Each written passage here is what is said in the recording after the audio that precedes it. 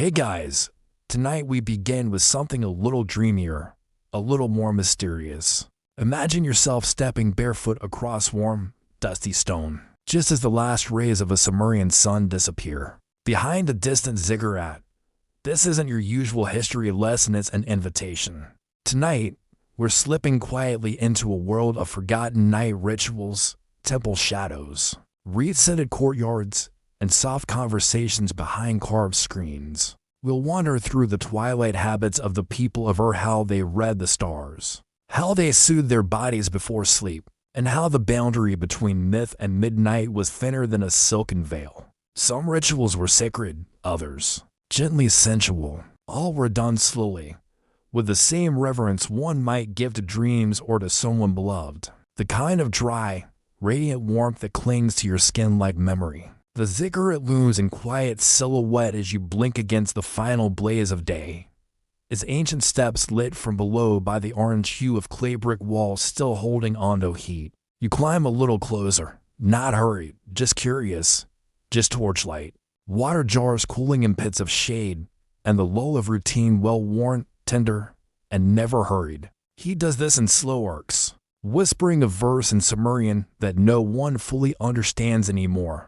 You pause at the mid-landing, allowing your breath to slow. The air is thinner up here, scented with cedar wood and the faint tingle of heated bitumen from the steps. It carries the voice of the city prayers muttered from rooftops, laughter behind lattice, the clink of an amphora against stone. The smooth soles of your feet brush ancient dust, and you remember what someone once told you.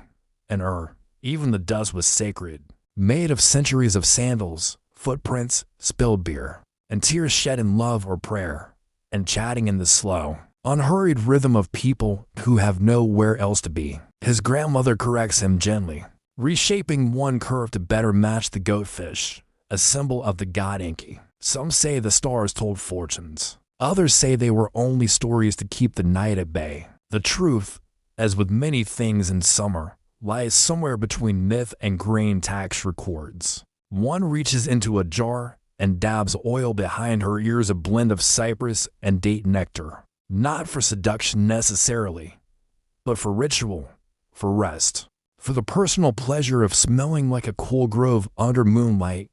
Your host, a kindly weaver with hands like soft rope, welcomes you with a nod and pours warm water over your dusty feet. This is custom. This is comfort. This is how the night begins. The dust has seen everything. This breeze is important. In summer, evening winds were thought to be divine breath, a sign that the gods were listening. When it came, you knew it was time to begin the rituals. You remember stories of a goddess of both love and war who once descended from the heavens at this very site, disguised in perfume and starlight. In the modern world, darkness often feels sudden, binary light switch off, night on. But in Ur, it came on like a poem, a stanza at a time, or so the temple girls whispered during bath time. Historians still argue whether these temple sweepings were purely ceremonial or secretly symbolic of brushing away bad dreams. Cloths to change into, faces to rinse, oil lamps to refill, and a certain clay tablet by your sleeping mat, one etched with protective signs. Historians debate whether these signs were prayers, poetry, or instructions for dream travel. Perhaps all three. Some even suggest they were an early form of domestic magic tidying not just the floor, but the soul. Night was not simply sleep. It was a domain, a passage, and in the city of Ur, people entered it deliberately. Tonight is not about worship in the loud sense. It is about softness, a slowing down, and rituals that take their time. The sky overhead deepens into indigo, and you feel the transition not just from day to night, but from labor to leisure, from the worldly to the intimate. So, before you get comfortable, take a moment to like the video and subscribe, but only if you genuinely enjoy what I do here. And if you're still awake, feel free to leave a comment with your location and what time you're listening. Now, dim the lights, maybe turn on a fan for that soft background hum, and let's ease into tonight's journey together. Oil lamps flicker on like fireflies. A couple walks hand in hand toward the Euphrates, their shadows long and entangled. A child skips past with a clay doll swinging from her hand, her mother hushing her softly in the language of bedtime. You just woken up in the shadow of the temple of Nana, the moon god. A market boy scurries past, balancing a basket of dried figs on his head, trailing the last of the crowd from the temple square. The air smells of roasted onion, wet earth, and a trace of myrrh, left behind by a priestess just minutes earlier. The reed flutes have gone quiet, replaced by the distant tapping of oil cellars. Packing up, it begins with warmth, down the sloping alleys of Ur. Shadows stretch like long fingers. The temple of Nana watches over it all, half staircase, half star throne. Sumerian nights were not rushed.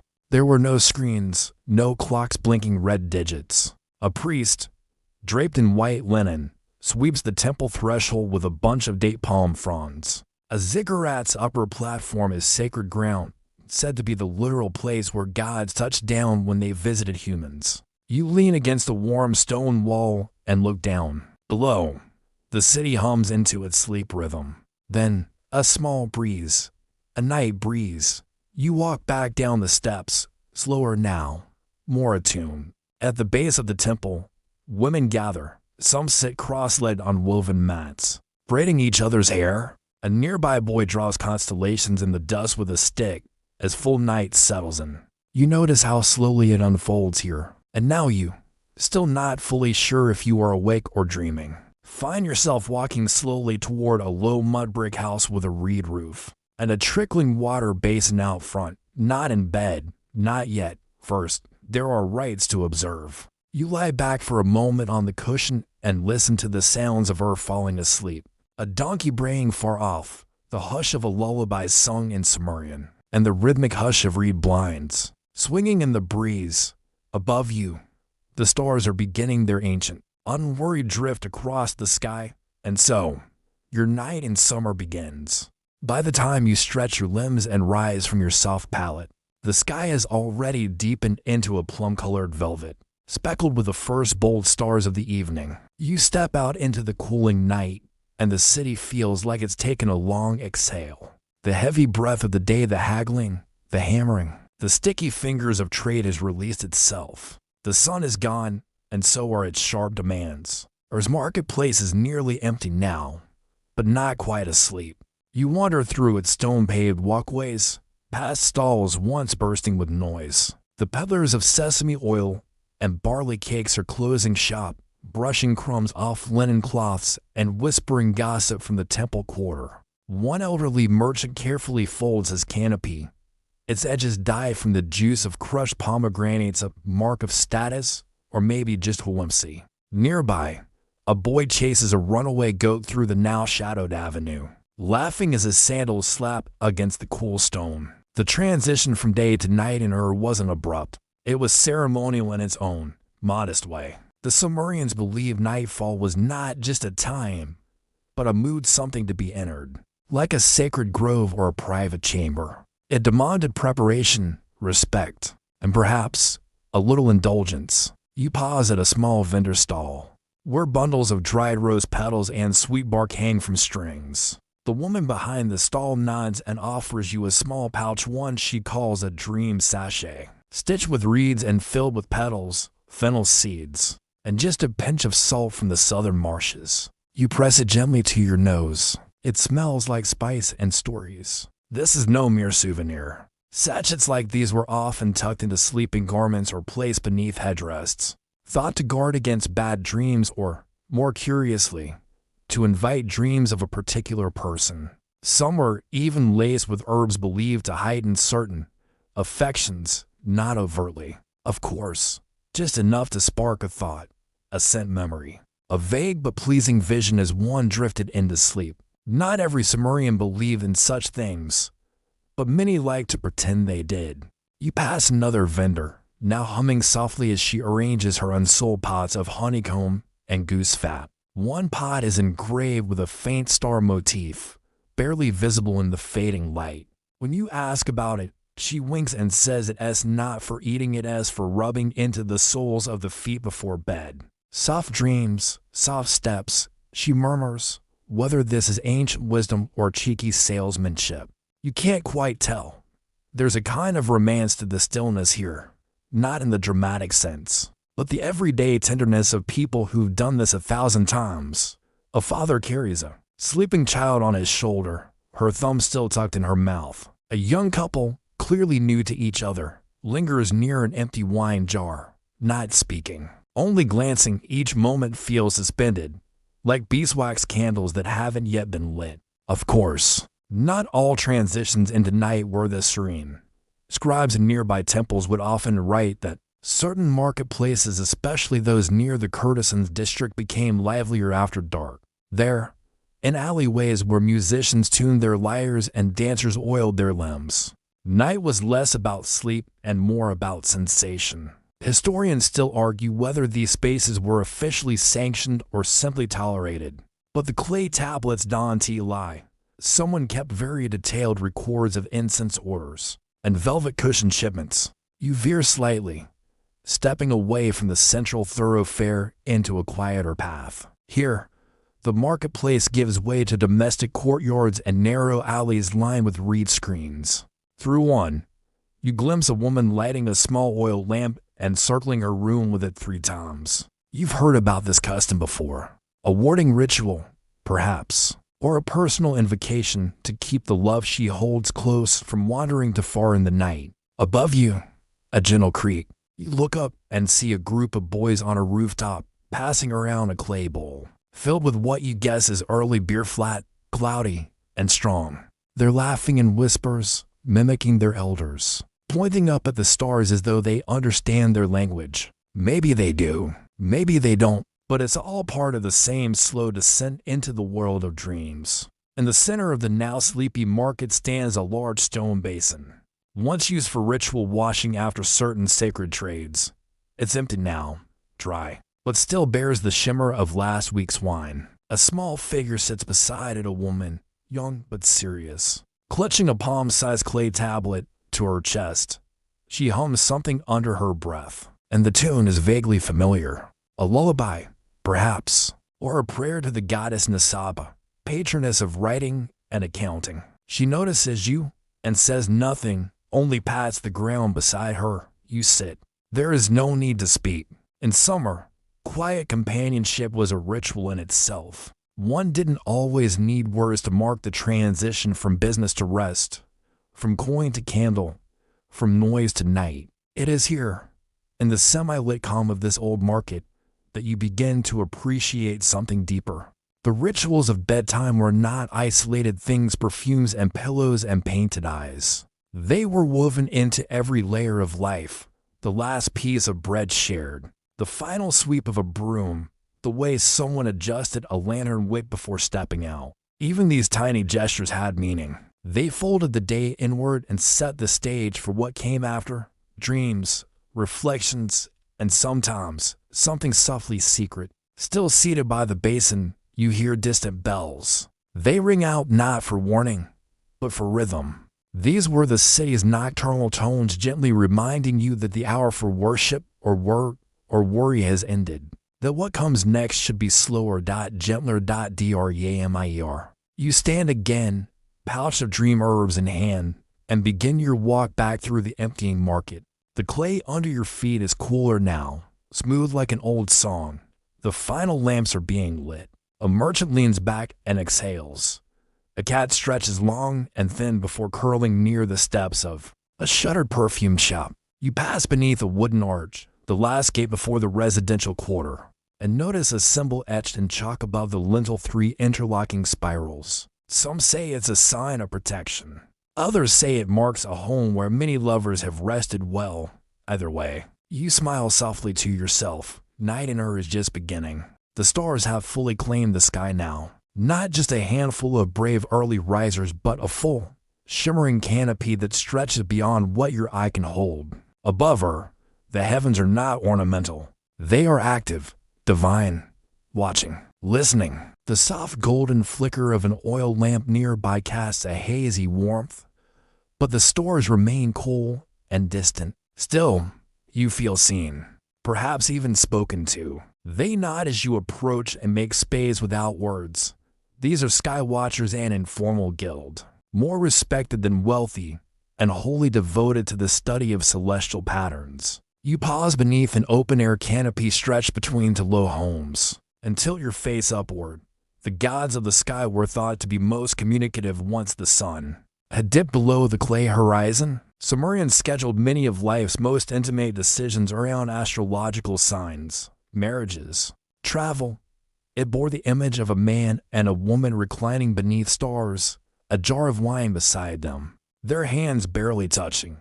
The sound fits the sky. You glance back at the astrologers.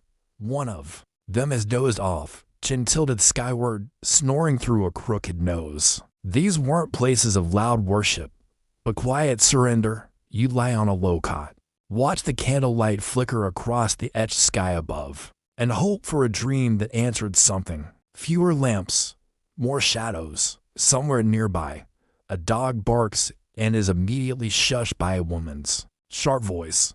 Then all is quiet again.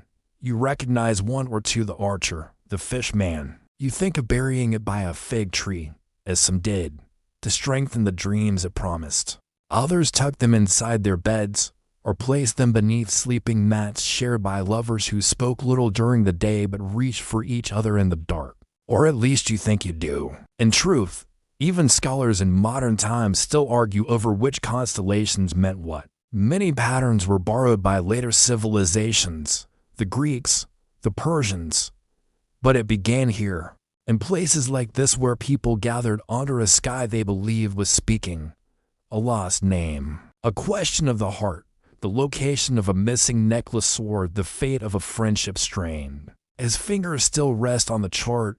He'd been tracing something about Venus, or maybe just dinner. A secret name whispered to a star that no one else had claimed. Scholars still debate whether the image represented romantic love, sacred union, or the abstract dance of constellations themselves. Perhaps all three. Even moments of seduction. A man might delay proposing if Nana, the moon god, was obscured. Across the pole, you see a small boy clutching a blanket, watching the stars. His father is drawing shapes in the sand beside him, murmuring something that makes the boy giggle and rest his head on the man's knee. A woman might use a certain oil, only when Ishtar's star was in view.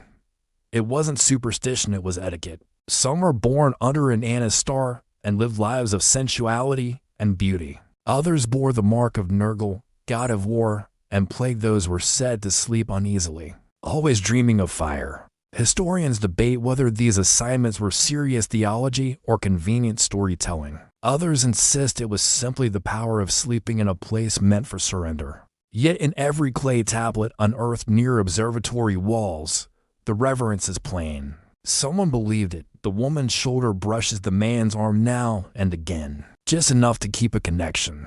They pause at a wall where a tiny square of gold foil has been wedged between two bricks. You've seen these before: moon charms, offerings to Nana. Some were for protection, others for fertility. And more than a few were slipped into the walls by lovers hoping for dreams of one another. Soft dreams, longing dreams, dreams with gentle edges. They spoke in stars, in planetary motion, and subtle omens carried by wind or the blink of an owl. And while daytime offered ritual and sacrifice, nighttime invited reflection, whispers, dreams. In Sumerian belief, nighttime was not merely darkness, it was conversation. The faint curl of smoke rises straight up, unbroken by wind. This, too, is a reading. Good night for lovers, he says simply. Bad night for contracts. You continue walking until you reach a low wall where 3 old men are seated, shoulders touching, scrolls and tiny reed pens laid out in their laps. The bull, he murmurs, and just beside it, the arrow's eye.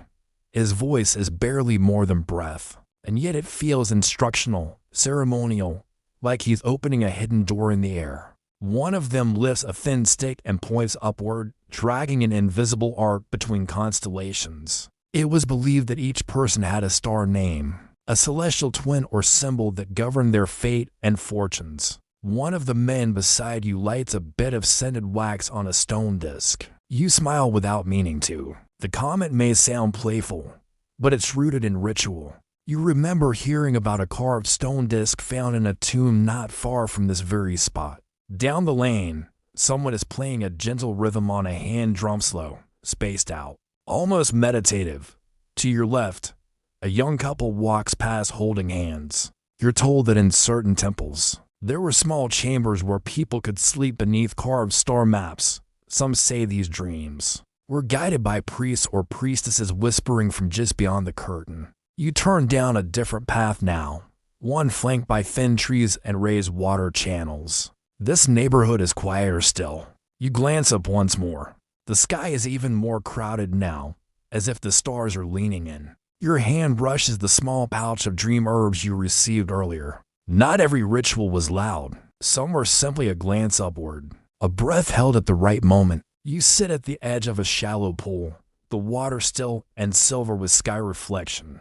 A frog chirps nearby. And so, night deepens. The sky speaks and twinkles and hushes, and you, in this moment, feel not so much small, but perfectly placed.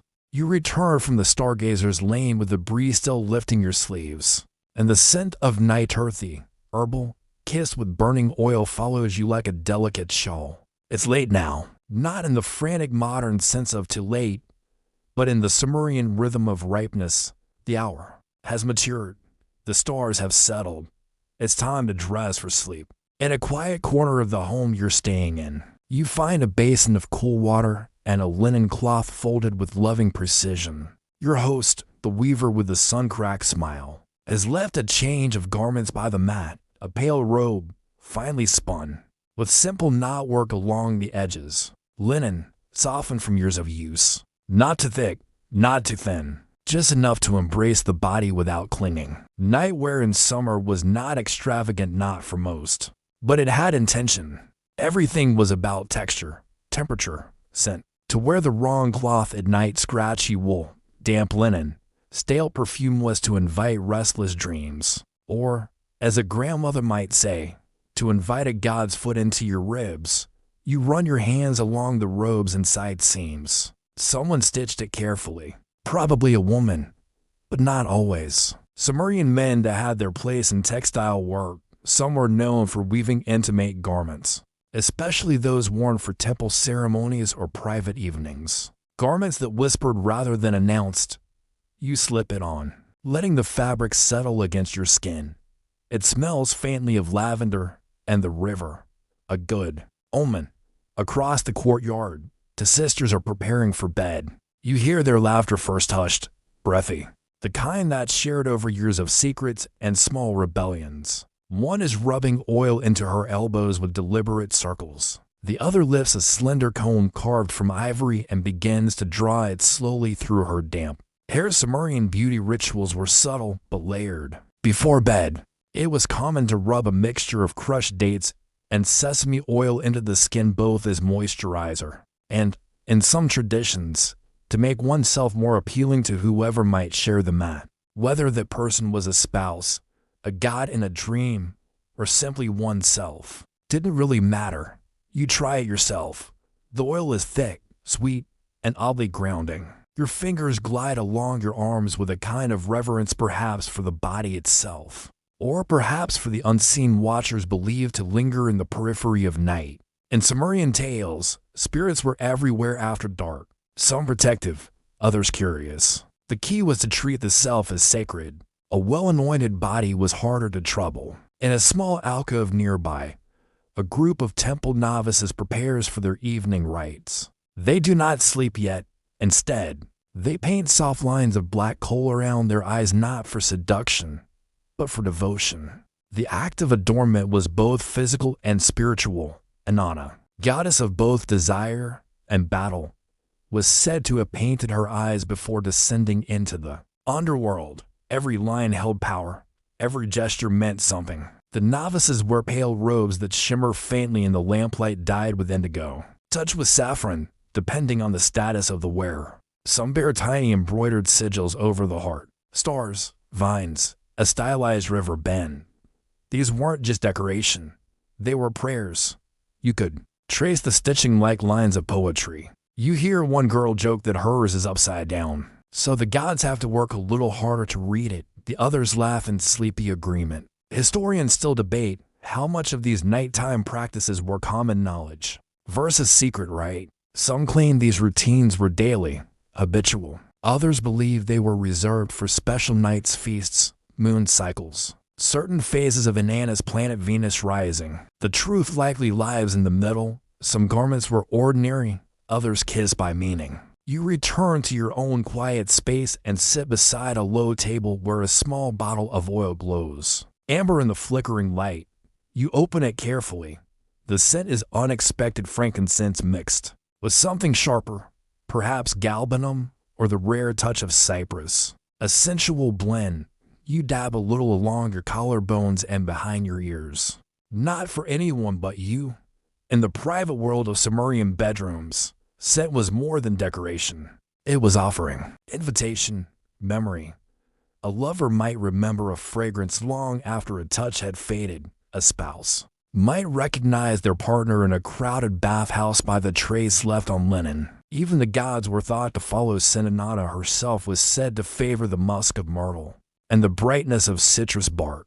You lie back on the mat. The linen robe shifts slightly, cool in some places, warm in others. You hear the soft slap of sandals against the stone walkway outside, someone returning home late. Maybe from the priest's house, maybe from somewhere more secret. Then, voices behind a reed curtain. To women, perhaps older, discussing nightwear from their youth. One recalls a robe woven from marsh reeds, worn for a festival when she was 17. The other remembers her wedding night, how her mother anointed her with rose water and whispered the 3 sacred touches into her ear. The meaning of those touches, she won't say, only that she slept like a bride of the gods that night. You smile at that. Euphemisms are soft and delicious in this city. Still, there's weight to what they say. Sumerian culture treated intimacy with a balance of playfulness and ritual. Nightwear could signal invitation or simply peace. A robe's looseness, the sheen of someone's oiled neck, the way a collar was folded, all had meaning. And none of it was rushed. You roll to your side and trace the stitching along your sleeve. The pattern is simple, just a repeating wave, meant to represent the great rivers. A wish, perhaps, for dreams that flow without interruption, or for a partner whose affections do the same. From the next room, the gentle clink of pottery being moved. Someone is preparing an infusion, perhaps fennel and cardamom, known to soothe the stomach or stir more private parts of the imagination. Again, hard to say where medicine ends and suggestion begins. You close your eyes. The robe, the oils, the breeze, they do not shout. They only hum. And in the hush that follows, you finally understand what Sumerian nightwear really meant. It meant readiness, not for anything loud or wild, but for softness, for slipping, for dreaming. You rise again, not from sleep, but from stillness. The night is deepened further. Its silence now padded and velvety. Somewhere in the distance, an ox bellows, once low and distant, like the closing sigh of a slow song. And now, with your robe tied loosely at the waist, you walk toward the soft splash of water echoing through the courtyard. The sacred bath waits. In ancient summer, bathing before sleep was far more than cleanliness. It was a rite, folded in layers of myth and comfort. You pass through a reed doorway and into a private washing space, a square basin, set into the clay ground and lined with smooth river stones, still warm from the heat trapped in the day.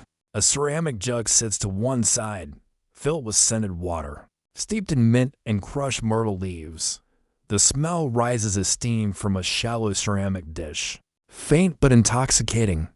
You kneel and pour the water slowly over your hands. It's warm, just enough to draw out tension without shocking the skin. A temple girl once said this was how the gods washed stars from their fingertips. You smile at the memory.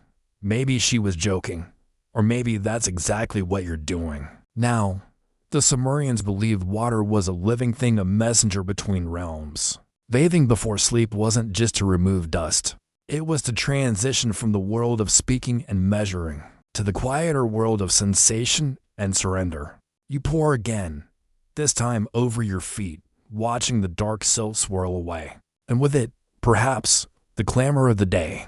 Beside the basin lies a smooth black stone flat and used for scraping scented oils along the skin. A practice as old as the earliest reed mats. You pick it up, warm it briefly in your palm, and drag it slowly along your calf, letting the oil trail behind. This blend is thicker, more earthy, possibly tamarind seed or date pit oil mixed with amber. The sensation is both cleansing and indulgent. To bathe before dreams was to prepare oneself for being seen by the gods, by your sleeping self, by the person who might brush your leg beneath the linen that night. And in some households, like this one, the bathing chamber itself served as more than a washroom. It was an invitation. You glance toward the wall. There, a small niche holds a clay figurine, Inanna, arms folded beneath her chest. Her eyes wide and lips just barely curved. Some say she blesses lovers. Others say she simply watches. Her presence beside the basin is no accident. In many Sumerian homes, images of Inanna stood witness to bathings, anointings, and even certain whispered promises made before sleep. Not prayers, exactly, but offerings in tone and posture. A clay jar beside the figurine catches your eye. You open it, revealing pale gray paste flecked with green. An ancient exfoliant made from ground river pebbles and dried basil. You dab some onto your hands and scrub gently at your forearms, then rinse. The water darkens with the past, then clears, and so, slowly, your skin begins to remember softness died in the house behind you. Laughter bubbles up again, this time masculine, perhaps to brothers, teasing each other about who left the oil jar open. Perhaps lovers, trading stories of dreams too strange to name aloud. These sounds blend with the splash of your own bath water, folding into the nocturnal symphony that only old cities seem to know.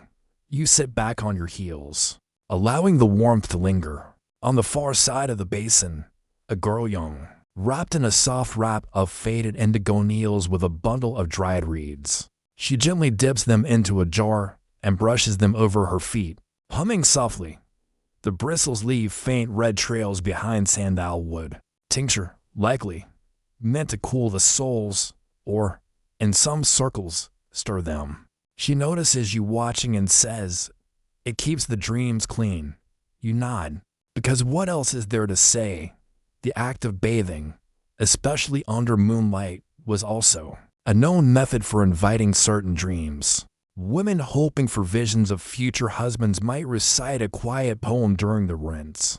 Men unsure of their standing might soak until the water stilled, completely believing their reflection, once clear, could offer a sign. Historians still debate whether these practices were widespread or limited to the wealthier classes, but traces of bath altars have been found in homes both grand and humble. You move toward a small stone bench and sit, wrapping yourself loosely in a towel-thin cloth. Your body is warm, your skin lightly fragrant.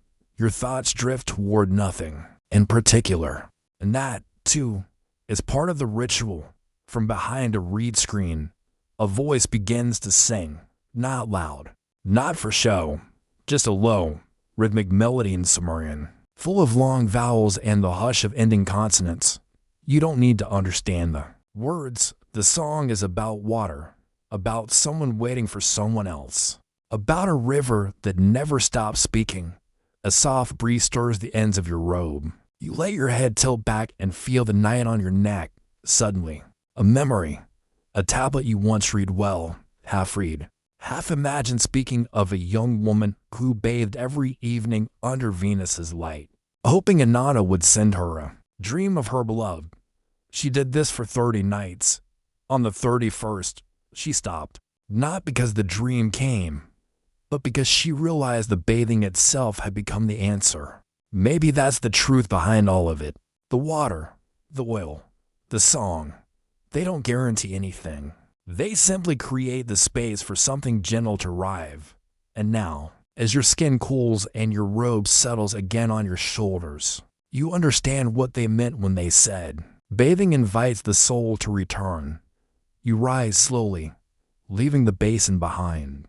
Your footprints trail back into the house, faint, moist echoes of the person you were an hour ago. You no longer feel quite like them. That's the magic of Sumerian night rituals. You don't change. You soften, you re-enter the world of dreams. The way water slips into clay quietly, slowly, and with purpose.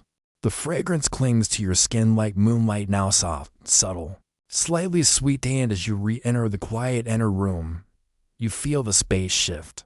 The lamps are dimmer. The breeze through the reed screens has cooled. You sit cross-legged, near a polished bronze mirror, its edges decorated with starbursts and waves, symbols of both the heavens and the rivers. You see your own reflection by the flicker of an oil lamp, and beside you, an array of jars, combs, and little pots wait, arranged in the same way they've likely been arranged for centuries. In summer, preparing your body for sleep wasn't complete until you had given attention to your hair and eyes. These weren't acts of vanity, not entirely. They were invitations to gods, to dreams, and, sometimes, to the person who shared your mat. You pick up a small comb carved from bone, its teeth worn smooth by use. The scent rising from the oils beside you is hypnotic: labdanum, cedar, tamarisk, and a hint of bitter orange. You dip the comb in a little of the blend and draw it slowly through your hair. The oil warms slightly against your scalp, seeping into your strands, releasing a fragrance meant to linger through the night. The Sumerians believed that perfumed hair carried messages across the dream world, that one could be remembered more easily if their scent clung to the breeze across the room. Two women work side by side, seated on low mats. One holds a compact vial of coal paste and a fine-tipped reed. She leans in, her hand steady, as she paints a slow line along the edge of her sister's eyelid. The effect is subtle but transforming. The dark ring defines the eyes without harshness, and in the firelight, they seem to shimmer. Coal wasn't only for beauty. It was protective against insects, against evil, against misfortune. It cooled the eyes and focused the gaze. It also, according to temple lore, invited erotic dreams, not overtly, just whispers, symbols. A well-line eye was said to draw the attention of gods and mortals alike. You take a dab of the dark paste and, watching yourself in the mirror, trace it gently under your own eye. Your hand trembles slightly. Too much oil, or maybe the hush of the room settling too deeply into your bones. Still, you finish the line and sit back. You look neither different nor the same. You look prepared. Behind you, a basket rustles. A young boy, no more than 8 or 9, tiptoes in and opens a lid to reveal a bundle of dried flowers: chamomile, rose, and blue lotus. He sprinkles a few into a nearby bowl of warm water, stirs it with a carved spoon, and sets it beside the bed of his grandmother. She nods without looking, already reclining with her hands folded over her chest. These flowers weren't only pleasant, they were symbolic. Blue lotus, especially, had intoxicating properties, not enough to drug, but enough to nudge the mind into strange and beautiful places. Sumerian poets even wrote of it, how the scent of a lover's oiled hair could carry the soul to where the night dances with silver. You hear one of the women at the vanity reciting softly, a love poem to a nana, not a temple hymn, but something domestic, almost teasing. "Oh, my lady of honeyed eyes, let your gaze rest on my dreams tonight. Let me not wake untouched by your favor." The Sumerians had a strange way of merging worship with longing. To call on a goddess wasn't always spiritual. Sometimes it was hopeful, erotic, even. The line between deity and desire was beautifully blurred. Historians still debate the nature of these beauty rituals. Were they for worship, for seduction, or merely tradition handed down through generations of mothers and sisters? Perhaps it depended on who watched. Perhaps, as always, the body carries both prayer and pleasure, and the oils and coal simply remind it to listen. You stand and stretch. Your hair now smells richly of resin and the soft bite of herbs. It will stay with you through dreams, through the night, through anyone who leans close enough to remember it. In the far corner, a man wraps a cloth tightly around his upper arm. then loosens it, nods once, and continues preparing a braid at the base of his neck. It's a small braid, perhaps for style, perhaps for protection. You've heard that some men, especially those who worked at night or walked long distances, tied these braids as symbolic anchors, a charm woven from hair, something to keep the soul from wandering too far while the body slept. And there, just near the bed curtain, a delicate bottle of perfume shaped like a bird. You pick it up, uncork it, and inhale deeply. It's citrus and smoke with a trace of honey. A curious scent, not entirely pleasant at first but complex. Something that would deepen over hours. Some say perfumes like these were used to call back lost lovers. Others say they were never meant to attract anyone, only to give the wearer the feeling of having already been touched. You gently dab the perfume at the base of your throat. Outside, someone strums a lyre. Not for entertainment, just a few experimental plucks in the dark. The notes are thin and gold. A song for no one in particular. The air feels cooler now. Your robe clings a little more closely to the scented skin beneath it. You lie down, not flat, not stiff, just relaxed, as if your body is a scroll that someone else will read. The oil in your hair leaves the faintest trace on your pillow. The coal softens into shadows. You exhale slowly. In summer, to ready oneself for bed wasn't merely to collapse from fatigue. It was to assemble the self, piece by fragrant piece, for the theater of the unconscious. Hair, eyes, scent, each a mask for the dream play, each a memory waiting to be formed. And now, with your locks perfumed and your gaze lying in ancient shadow, you are ready to enter, not just sleep, but reverie. You lie still now, the fabric of your nightrobe breathing with you, loose and fragrant, like a gentle second skin. The lamps have been dimmed to just a single flicker near the wall, its glow dancing, like a moth behind a reed curtain, where soft voices stir. Curtains in Sumerian homes were not merely for modesty or warmth. They were boundary makers between day and night, sacred and ordinary, wakefulness and dream. Behind them, life softened its edges. Behind them, secrets settled into low tones, sometimes sighs, sometimes laughter. You turn toward the sound whispers, drifting on the night like perfume. A woman's voice, gentle but assured. A man's response, quiet, nearly inaudible. You can't hear the words, but you recognize the rhythm, the language of intimacy just before sleep. In ancient Ur and its sister cities, private chambers were often divided with layers of hanging cloth, linen, or reed, sometimes embroidered, sometimes just loosely dyed. These created small sanctuaries within the home, not isolated, but softened in one. A parent might tell stories to a half-sleeping child, and another.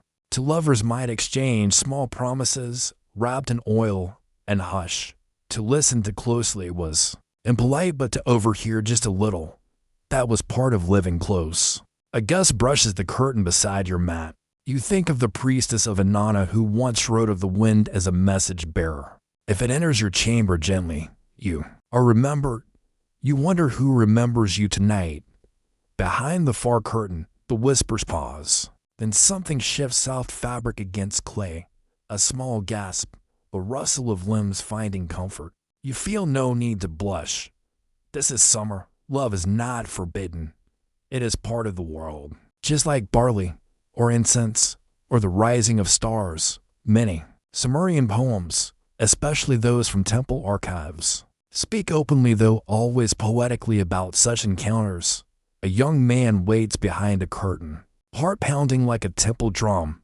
A girl prepares her bed with salt-sprinkled sheets and figs on a dish beside it. Nothing vulgar, nothing crude, only gestures. In summer, gestures said everything. You remember one line, scratched faintly into a clay shard found not far from the ziggurat of Uruk. She brushed the hem of his robe, and the night opened. No names, no details, just the hem, just the opening. That was enough. Historians still argue whether these texts were meant as religious offerings or romantic confessions. Some scholars insist they were part of ceremonial marriage rites, ritualized unions performed in temple sanctuaries. Others believe they were private works, written by real women, real men. In the quiet after twilight, either way, they are still. With us outside, the wind shifts. You hear someone walking past your wall. Their feet soft against the packed earth. A clay bottle knocks gently against a hip. You imagine they are carrying perfume to another home, or perhaps a forgotten gift. A silk cord, a bracelet of dyed beads, nothing loud. Just a small thing that says, I have thought of you. Behind a different curtain now, laughter. It's lower this time, deeper shared between older voices, a couple long past the fever of youth, but still amused by each other's mistakes, still tangled up in memory. You hear the man say, you still breathe like a startled bird, and her answer, you still snore like one. Curtains, it seems, hold more than privacy. They hold stories, not written, but breathed into linen, night after night. You reach out and brush your fingers along the edge of your own hanging cloth. It's plain, undyed, but soft from years of careful washing. You wonder how many hands have touched it, how many whispered names it's heard, how many secrets it holds. Some say that in certain households, lovers would nod a corner of the curtain together after a shared night as a quiet symbol that something had passed between them. Not marriage, necessarily, but recognition, understanding. That two people had met and agreed to be softer, if only for a few hours. Of course, not all whispers behind curtains were sweet. There were arguments to quiet, sharp words traded by candlelight, disappointments laid bare in the dark. Even these had their rituals. A basin left outside the curtain, a sandal turned sideways, a closed oil jar. These were signs that forgiveness had not yet arrived. Still, the night is not heavy. You feel no sadness here, only the texture of life lived gently. The way voices bend at night, the way the body curls toward familiarity, even when alone. You lie back again and let the curtain sway beside you. It's cooler now. Your oiled skin holds just enough warmth to balance the night air. Somewhere nearby, someone begins to hum a tune without words, slow and circular. A lullaby, a devotion, a memory, and you begin to feel the curtain between your waking mind and dreams loosen. Ever so slightly. In summer, they said a good whisper could carry through stone, that a name spoken softly behind one curtain might travel through walls, drift across rooftops, and find its way into another ear entirely. Tonight, you do not whisper, but you wonder who might be listening anyway. You wonder what your dreams might overhear. The curtain behind you barely stirs now. Whatever whispers pass through it have softened into breath and sleep. You, too, feel your limbs getting heavier, your thoughts more floaty like feathers caught in warm air. But just before you surrender fully, there is one final act to perform. The offerings. In summer, sleep was not simply a biological end to the day. It was a passage, one that needed permission. And sometimes, gifts. To dream was to enter the company of gods, to cross a fragile threshold. And so, many left behind little tokens, offerings of clay, of oil, of spoken word to make the passage smoother, safer, sweeter. You sit up slowly and reach for the tray near your bed. Upon it, a pinch of barley flour, a dried fig, a circle of salt, and a few droplets of sesame oil gathered in a shallow dish. Each one represents something. Sustenance, pleasure, preservation, surrender. You place the barley near the reed screen, whispering softly, "May no hunger follow me into sleep." It's not quite a prayer, more a habit, but one that's lived 1,000 nights through many hands. The fig is next, placed delicately beside a tiny carved token of fish, barely larger than your thumb. May sweetness be mine, even if only in dreams. A phrase murmured so often in Sumerian homes that it became proverb. You take the salt and scatter it lightly across the threshold of the chamber. Not too much, just enough to mark a boundary. The Sumerians believed salt was both a preservative and a deterrent, preserving good dreams, deterring bad spirits. Salt at the foot of your mat was said to trick wandering shadows who'd lose count trying to follow the grain trail and forget why they came at all. You pause at the oil. It reflects the lamplight like liquid bronze. You dip your fingers into it, then press them gently to your temples, your chest, and your belly, places of thought, feeling, an instinct. The gesture is ancient, automatic, passed down more by motion than instruction. Let my mind stay whole, you murmur. Let my heart be soft. Let my body rest. There is no thunderclap, no holy warmth, only quiet. And still, something inside you shifts. In some households, a tiny clay image of a god or spirit would be set beside the bed, not an idol in the loud, ceremonial sense, but a companion. Often they were carved into animal shapes: owls, bulls, foxes. Some bore human features with exaggerated eyes or serene, rounded cheeks. You pick one from the tray, a small lioness, carved from pale stone, worn smooth from generations of holding. She is meant to be protective, a guardian of women and wanderers. You place her near your pillow and tap her gently 3 times. A child's ritual, perhaps. But you've seen elders do it too. Many in summer believed the dreams were messages, some divine, others merely personal. But all were worthy of respect, even the strange ones, even the dreams that made no sense. There are records of dream interpreters, professional ones who charged by the riddle, who told young men their flying dreams meant fortune, and old women their watery dreams meant longing. Sometimes they were right, sometimes they were simply kind. One famous tablet describes a woman who dreamt of a tree growing from her chest. She took the dream to a temple scribe, who pondered it for a day before answering. You carry something that wishes to grow. Let it. Historians still debate what this meant: pregnancy, ambition, a stubborn cough. But the words outlived the woman, which says something. You glance around your sleeping chamber. Its modest woven reed mat, smooth clay walls, a low cushion filled with down. But in the quiet of these offerings, it feels rich, sacred. You understand now why the Sumerians gave so much attention to preparing for rest. It wasn't just about superstition. It was about hospitality, treating sleep not as an escape, but as a guest. Some homes even kept dream pots, tiny vessels where one could whisper their dream upon waking. Seal it with wax and bury it beneath the bed, to hold it, to keep it, or perhaps to forget it gently. You don't have a pot like that, but you do have your breath and your silence, and the steady rhythm of your body softening, finally, into surrender. The wind brushes through the high window, carrying the scent of faraway riverbanks and baked earth cooling. You hear now once, then nothing. It is said in certain temple scrolls that if you make your offerings with sincerity, Anana might send you a dream that is not yours, a glimpse into another life, a song from another time, a soft kiss you've never known, but which fits your lips perfectly. Or maybe she sends nothing.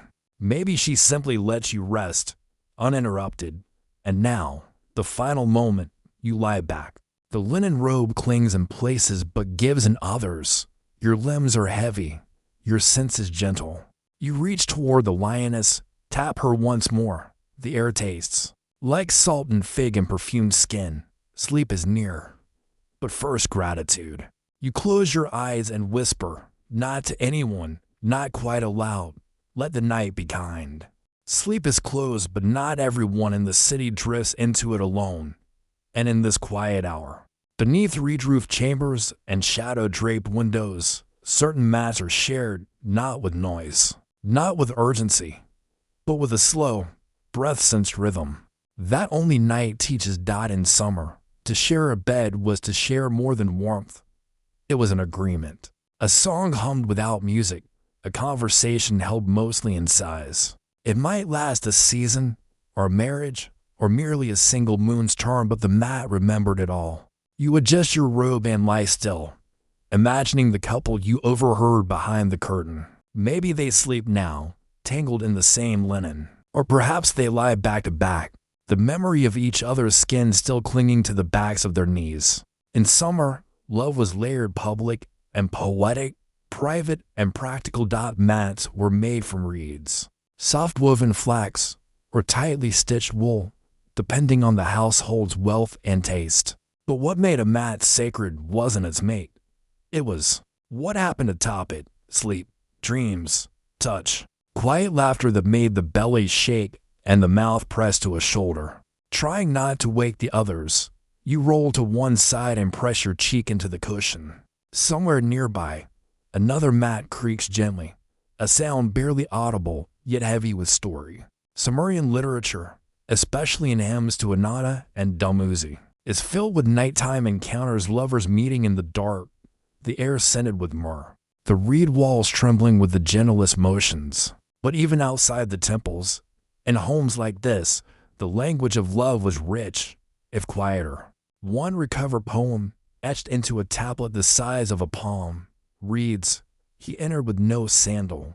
She waited with no veil. The mat was warm before they touched. No names, no loud declarations, only presence." You close your eyes and imagine the woman who once whispered the line, or the man who carved it in clay with a heartbeat in his throat. Did they meet again the next night? Or did they only have the one? Not all mat sharers were husband and wife. Some are made room for variety. There are references, some faint, some bold, to all kinds of unions. A priestess and a merchant, to boys. In a bathhouse, a widow and her handmaid. It wasn't always sanctioned, but neither was it always punished. Historians still puzzle over the exact social boundaries. Some claim Sumer was conservative, holding fast to arranged marriages and temple codes. Others argue the presence of love poems and art proves a freer emotional landscape. What's clear is that the mat, whatever its thread count, held more than just bodies. It held the tension of permission, the pleasure of surprise, the ache of near touch. A woman across the courtyard speaks softly in her sleep, a name, maybe, or a question. You wonder if her dream reaches someone sleeping 2 doors away, or someone long gone. In summer, dreams of lovers were taken seriously. They were messages or invitations. Some women, it was said, would anoint their necks and wrists before bed, not for their husbands, but for the figures that kissed them only in sleep. You shift your arm, and your fingers graze the edge of the mat. It is smooth, well used, with just the faintest scent of last week's perfume, faded cedar, clove. A reminder that someone once laid here thinking of someone else, or maybe thinking of no one at all, simply grateful to be touched. The mat remembers. You've heard of the mat prayers once whispered by young brides, nervous before their first shared night. They were short, almost childish. Let my words be soft, my body known, my dreams kind. Some girls were given pouches of herbs to tuck into the mat's corners: juniper, lavender, crushed rose petals. These weren't aphrodisiacs. They were calming, for courage, for presence, for softness. You open your eyes briefly. The ceiling above you is dappled with shadow, like dark paddles blown across clay. A curtain stirs, and for a moment, you think someone enters, but it's just wind. Still, you feel watched, not by a person, but by the night itself, a gentle observer. The Sumerians believed the goddess Nanch sometimes visited lovers in sleep, not to judge, but to record. She carried a reed stylus and a wax tablet and marked down moments of joy, of pain, of gentle touch, not for punishment, just for memory, for balance. You wonder what she'd write of this night, this body, this breath, slowing now with the dark. You shift again and feel the weight of the mat beneath you, ancient, steady, warm.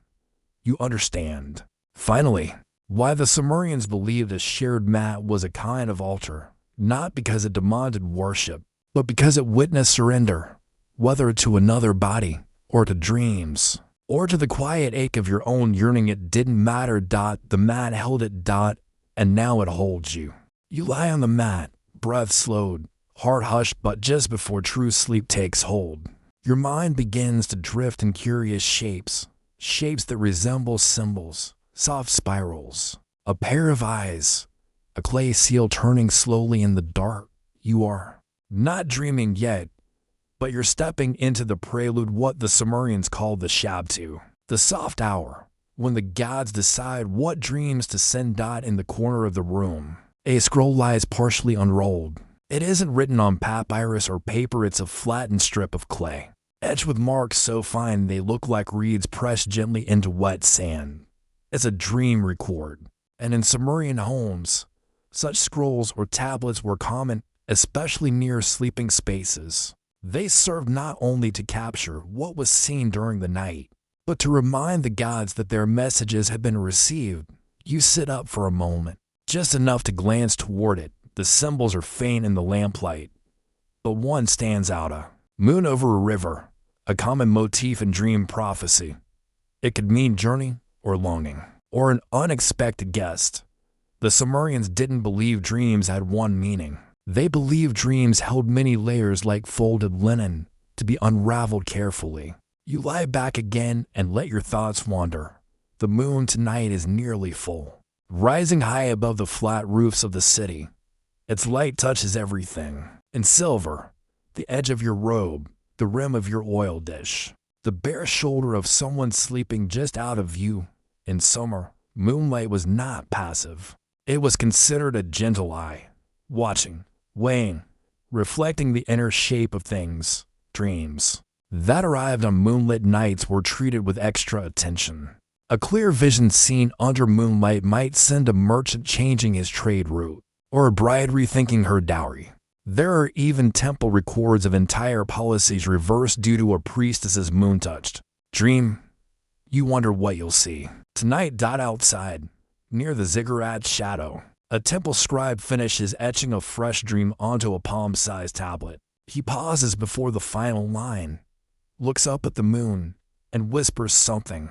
Perhaps a question, perhaps an apology. Inside your chamber, the air shifts, and with it, the borders of waking loosen further. The mat beneath you seems deeper, the pillow cooler. The oils on your skin have faded into warmth, and your breath begins to match the pulse of the night. Slow, rhythmic, tidal. In Sumerian schools, young scribes were trained not only to write, but to interpret the symbols of dreams. They memorized entire catalogs. A snake appearing on a roof meant good fortune. A broken jar foretold betrayal. But even then, interpretation was an art. Some dreams made no sense on purpose. The gods, after all, were fond of riddles. You remember an old tale told in hushed tones. A man who dreamt he swallowed the sun. For 7 days, he lived as if he were wholly glowing with confidence, speaking in verse, even kissed by those who once ignored him. But on the 8th day, his teeth turned to gold, and he could no longer eat. The lesson, laid as a gift. But hunger is human. Your eyes begin to flutter now, and the ceiling above you dissolves into the dark. You are almost there, almost beneath. In the space just before sleep, the Sumerians believed the soul might drift from the body not far, just enough to float. They called it the namtar, the thread of fate unspooling slightly, catching wind. During this moment, one might receive visions or visit ancestors, or on rare, whispered occasions glimpse the gods themselves. You think of Inanna again, her hair woven with stars, her palms painted with rose oil. In one poem, she slips into a dreamer's room without touching the floor. In another, she kisses a sleeping soldier and leaves behind a bloom of heat that never fades. Will she come to you tonight, or will it be someone else, an old friend, a stranger with your brother's eyes, or an animal who speaks in your mother's voice? You don't know, and the not knowing is part of the wonder. In the far room, someone murmurs in their sleep. You catch only a fragment. The ox will speak, then silence again. Tomorrow, maybe they'll remember, or maybe it will vanish by sunrise, as so many dreams do. But that's why there are scrolls, and ink, and whispering voices that trade dream stories at dawn over dates and honey. You are nearly under now. The world above you blurs. A fish swims through your thoughts. A gate creaks open over a river. A star pulses once, then stills. The moon watches. And the dream begins. Your breathing has deepened, your limbs grown heavy. But the city is not fully asleep in summer. Midnight was not always the domain of stillness. It was also the hour of visitation, some welcome, some barely noticed, and some remembered only. And fragments come morning. You stir slightly on the mat, not waking, not dreaming fully, just suspended, like a reed boat rocking on quiet water. And it is here, in this shadowed hour, that the Sumerians believed certain presences might pass through, not ghosts. Exactly though the Gittim, the shades of the dead, were acknowledged in Sumerian belief. No, what often arrived at this hour were things more symbolic, more poetic, a whisper of intuition, a flicker of longing, a thought not your own. A cool breeze enters through the small window slit above your head. It brushes your skin like a finger trailing oil. You shift slightly beneath the cloth. The reed curtain rustles, then stills, something not quite seen. And yet, you feel it, not fear. Just awareness. In summer, people often left a small offering for the Lamasu, a protective spirit, half beast and half human, whose task was to guard against the disquiet of night. Clay tablets, discovered buried at doorways or beneath beds, carry invocations to these watchers. Sometimes they are winged lions, sometimes silent women without eyes. You recall one line from an old fragment found near Eridu. I do not ask for silence, I ask for soft footsteps. And that's how the presence feels now. Soft, curious, as though something has entered your chamber not to disturb you, but simply to bear witness. It may be a dream figure or a god's echo. It may be the memory of someone long gone, brushing past you in sleep. Or it may be the part of yourself older, deeper, that returns at night to check on the body left behind. A match shifts in the next room. A woman coughs gently, then murmurs something, half-formed. It wasn't a door, she says. It was a curtain. You're not sure if she is awake or speaking from within a dream. Historians still argue whether midnight rituals in summer were actual practices or poetic devices. Some say people awoke intentionally during the night to pour fresh oil, light, incense, or say protective words. Others argued these were metaphors, rituals that happened within, not without. But recovered inscriptions suggest both. Night, after all, was not seen as absence. It was simply another phase of life. You remember the story of the priest who woke at midnight every seventh day, stepped into a pool, and recited lines to the moon god Nana, not to ask for anything, but simply to acknowledge being watched over. One line from his tablet remains, even when I sleep, I am seen. The presence in your room remains. Quiet, no pressure, no demand. Only witness. In the flickering dark, you imagine a figure seated beside your bed, perhaps male, perhaps not, a robe like rippling water, hands folded, waiting, not speaking, but listening to your breath as though it were scripture. You don't open your eyes, but you feel seen. Not in the anxious, modern way, but gently, as if your presence, however imperfect, is enough. In this moment, your mind flashes with images, perhaps dreams, perhaps memories folding back on themselves, a hand placing a fig on your pillow, a mouth brushing the edge of your earlobe, saying nothing, a scent of almond and ash, a city made of gold brick, floating in fog. You are too far beneath to know what these mean, but some part of you smiles. A boy once dreamed he stood on the ziggurat's highest tier and saw his dead mother waving from the stars. He told the temple interpreter.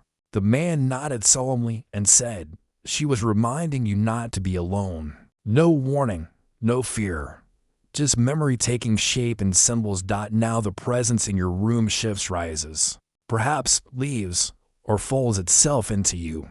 The curtain stills again. You sense a temperature change, as subtle as a sigh. And now only your breath. The quiet rise and fall. The room holds nothing but scent and shadow. You are alone again, or maybe not. But it doesn't matter. In the Sumerian imagination, these midnight moments were never meant to last. They were flashes, sacred shadows, visitations between the beats of sleep. A tap on the shoulder from the soul, or a kiss from something older than language. And now it is past. Your body settles deeper. Your fingers twitch once. A tear you didn't know had formed slips down your temple, not from sadness, just from the softness of it all. Outside, a dog barks once in the distance. A pot clinks, then silence. The moon lowers slightly. And in your next breath, the dream begins again, this time richer, stranger, glowing faintly around the edges. You do not wait. But if you did, you'd remember only this: someone watched over you tonight and did not ask why. The silence now is thick, the kind that presses gently against your ears and chest, like a soft coverlet woven from breath and darkness. And still, the old city of Earth slumbers with you, its walls exhaling, its floors creaking faintly under the memory of footsteps long faded. You shift ever so slightly on your mat and feel the coolness of clay beneath one arm. You've forgotten it was there. The amulet. In summer, sleep was often accompanied by talismans, small pieces of fired clay or carved stone etched with symbols and prayers. You reach under your pillow and bring yours into the moonlight. It's modest, a rounded disc the size of your palm. Faint lines radiate outward like ripples in water, converging on a single central dot. At first glance, it looks like a flower, but when you tilt it, it's a star, a sleeping star, to be precise. This type of amulet was known as a rest star. In certain households, a common charm said to ward off restlessness and wandering thoughts. The Sumerians believed that every mind had its own constellation, and that, without protection, these internal stars might drift out of place during the night, leaving a person confused, anxious, or forgetful upon waking. You press your thumb into the star's center. It's warm now from your skin. You close your eyes and recall the slow words spoken by elders while handing down such charms. The mind sleeps in circles, the soul in spirals, never sleep in straight lines. It sounds like poetry. It is poetry, but it's also strangely geometry. The Sumerians had a love affair with shape and symbol. They mapped stars, measured fields, divided time into neat, sacred intervals, and they extended this order into their sleep, not just when or how long one should rest, but how, literally how. Mats were often arranged with cardinal orientation, heads to the north, feet to the south. It wasn't a strict rule, but enough households practiced it that scribes wrote about it in passing. The north, associated with Enlil, brought dreams of leadership. The south, home of Nana, encouraged vision and clarity. East, for new beginnings. West, for closure. You think of your own orientation. Are you sleeping in the direction of something you wish to welcome, or something you're ready to let go? Historians debate whether these sleep geometries were spiritual beliefs, or simply habit passed down as truth. Some evidence suggests temple workers were required to sleep in specific positions during dream rituals, on their backs, palms upward, or curled tightly toward the east wall. Others claim these stories were metaphor, not instruction. But still you turn, just a little, aligning yourself more comfortably, not because you believe anything will happen, but because it feels right, like a tuning fork catching a better pitch beneath your pillow. Another charm lies hidden. This one is triangular, carved with 3 intersecting lines. It represents the triple night, a concept both practical and mystical. The night of body, the night of mind, and the night of spirit. All 3 must sleep. All 3 must agree. In Sumerian sleep houses, small temple rooms designed for prophecy, such symbols were drawn directly onto mats in chalk or ash, not for decoration, for alignment. A visitor would lie down precisely where the lines crossed, trusting that their dreams would follow the marked path. Not all did, of course, but those who awoke weeping or laughing were said to have touched something divine. You hold the triangular charm briefly against your chest. No chant, no prayer, just breath. In one household tablet, more diary than scripture, a woman wrote of tracing the outline of her amulet with her lover's finger before sleep, not for protection, for rhythm, for calm. We follow the lines, she wrote, and fell into each other like stones into a well. You smile faintly. The charm cools in your hand. It is late now. The city is deeper into its dreaming. The merchants, the scribes, the priests, the children, they are all folded into the quiet, and under countless pillows, thousands of similar charms lie tucked away, each one different, each one deeply the same. A dog sighs in its sleep outside your door. Somewhere above, an owl calls once low and long. Perhaps watching the city, perhaps echoing someone's name. You replace the star-shaped charm beneath your pillow, smoothing the cloth over it gently. You feel its curve against your skin, subtle and anchoring. You lie flat now, perfectly still, your breath deep and slow. In summer, it was said that amulets didn't guard the body from what entered the room but from what might rise out of it. Your fears, your unsaid thoughts, your unspoken memories. The geometry of sleep is not strict. It bends, it weaves, it drapes itself across your bones like fog over fields. And if you are quiet, very quiet, you might feel the spiral open beneath you and fall into it. The dreams now glide through you like silk and water, smooth, strange, echoing. Faces merge with places, sounds fold into color. Your thoughts are not your own, and yet they feel familiar like songs half remembered from childhood. You do not stir, not yet, but a new rhythm begins to form beneath the calm. Morning stirs, faint as smoke on the horizon. And with morning comes the BATHHOUSE. In summer, the day often begin not with breakfast or business, but with bathing, and not always alone. The Mahaldum, or communal bathhouse, was where people returned to their bodies, to the world, but also, quite often, to gossip. You begin to stir, slightly, your body wrapped in lingering warmth. The stone floor beneath your mat is cold now. The lamp's flame has shrunk to a faint coil. Somewhere nearby, water is being poured gently, in rhythm, as if whoever pours it does so with care. You don't rise yet, but your mind walks ahead of you, toward the steam-slicked walls of the neighborhood. BATHHOUSE. It's not grand like the temple pools, but it has its own character, its own size, its own silences. A rectangular room, half open to the morning breeze. Reed benches line the wall, and wide stone basins, some filled with warm water, others with cool, sit in the center. A fire crackles somewhere out of view. It is said the best dreams are remembered in steam. You hear the low hum of women exchanging stories, not loud, just woven softly between scrubbing cloths and water scoops. One voice chuckles. He dreamt I was a goat. Another sighs.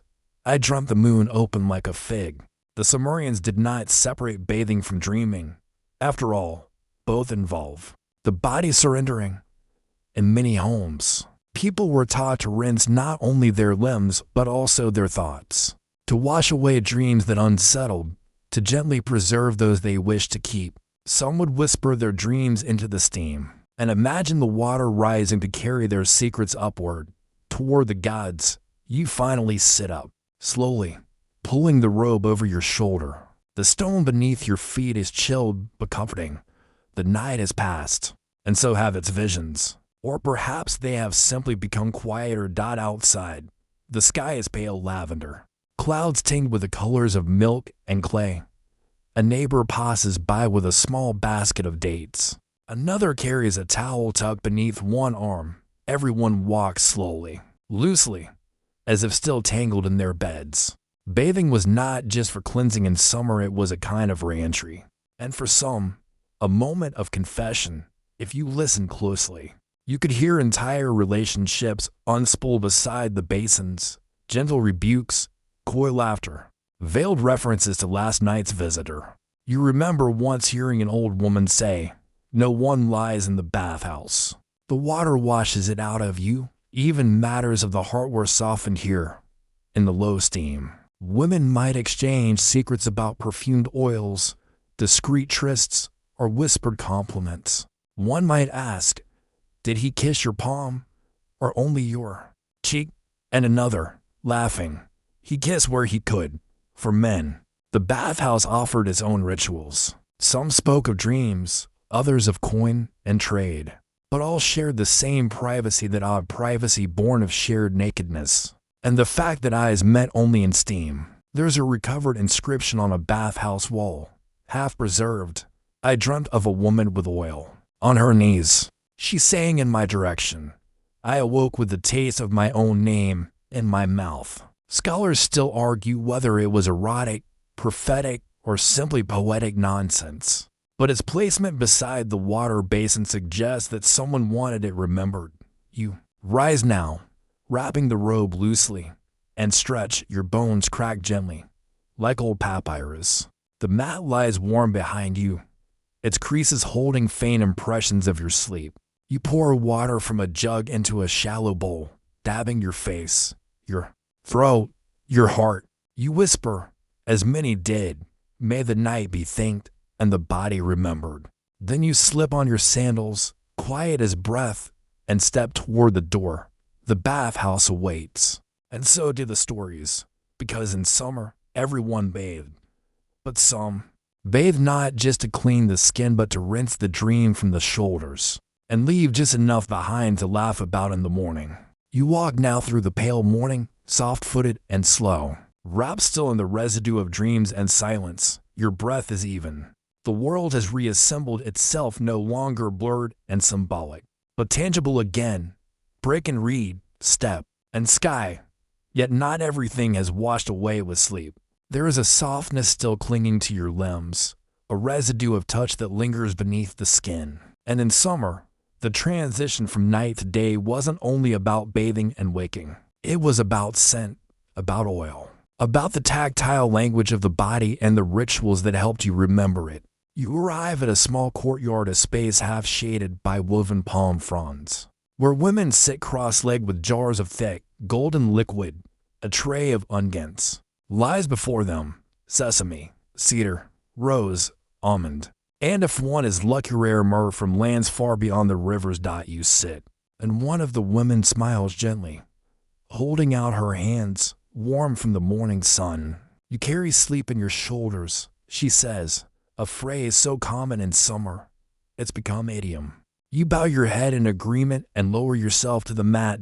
In Sumerian tradition, the oiling of the body was both cosmetic and spiritual, not mere fragrance, a form of remembering. To apply oil was to trace the lines of oneself again, to reintroduce the body to its own edges. After a long night spent dissolving into dreams, the woman dips her fingers into a ceramic pot and begins at your temples, massaging in slow, circular motions. You smell sesame and crushed rose. Her touch is firm but unhurried, kneading gently along your neck and shoulders.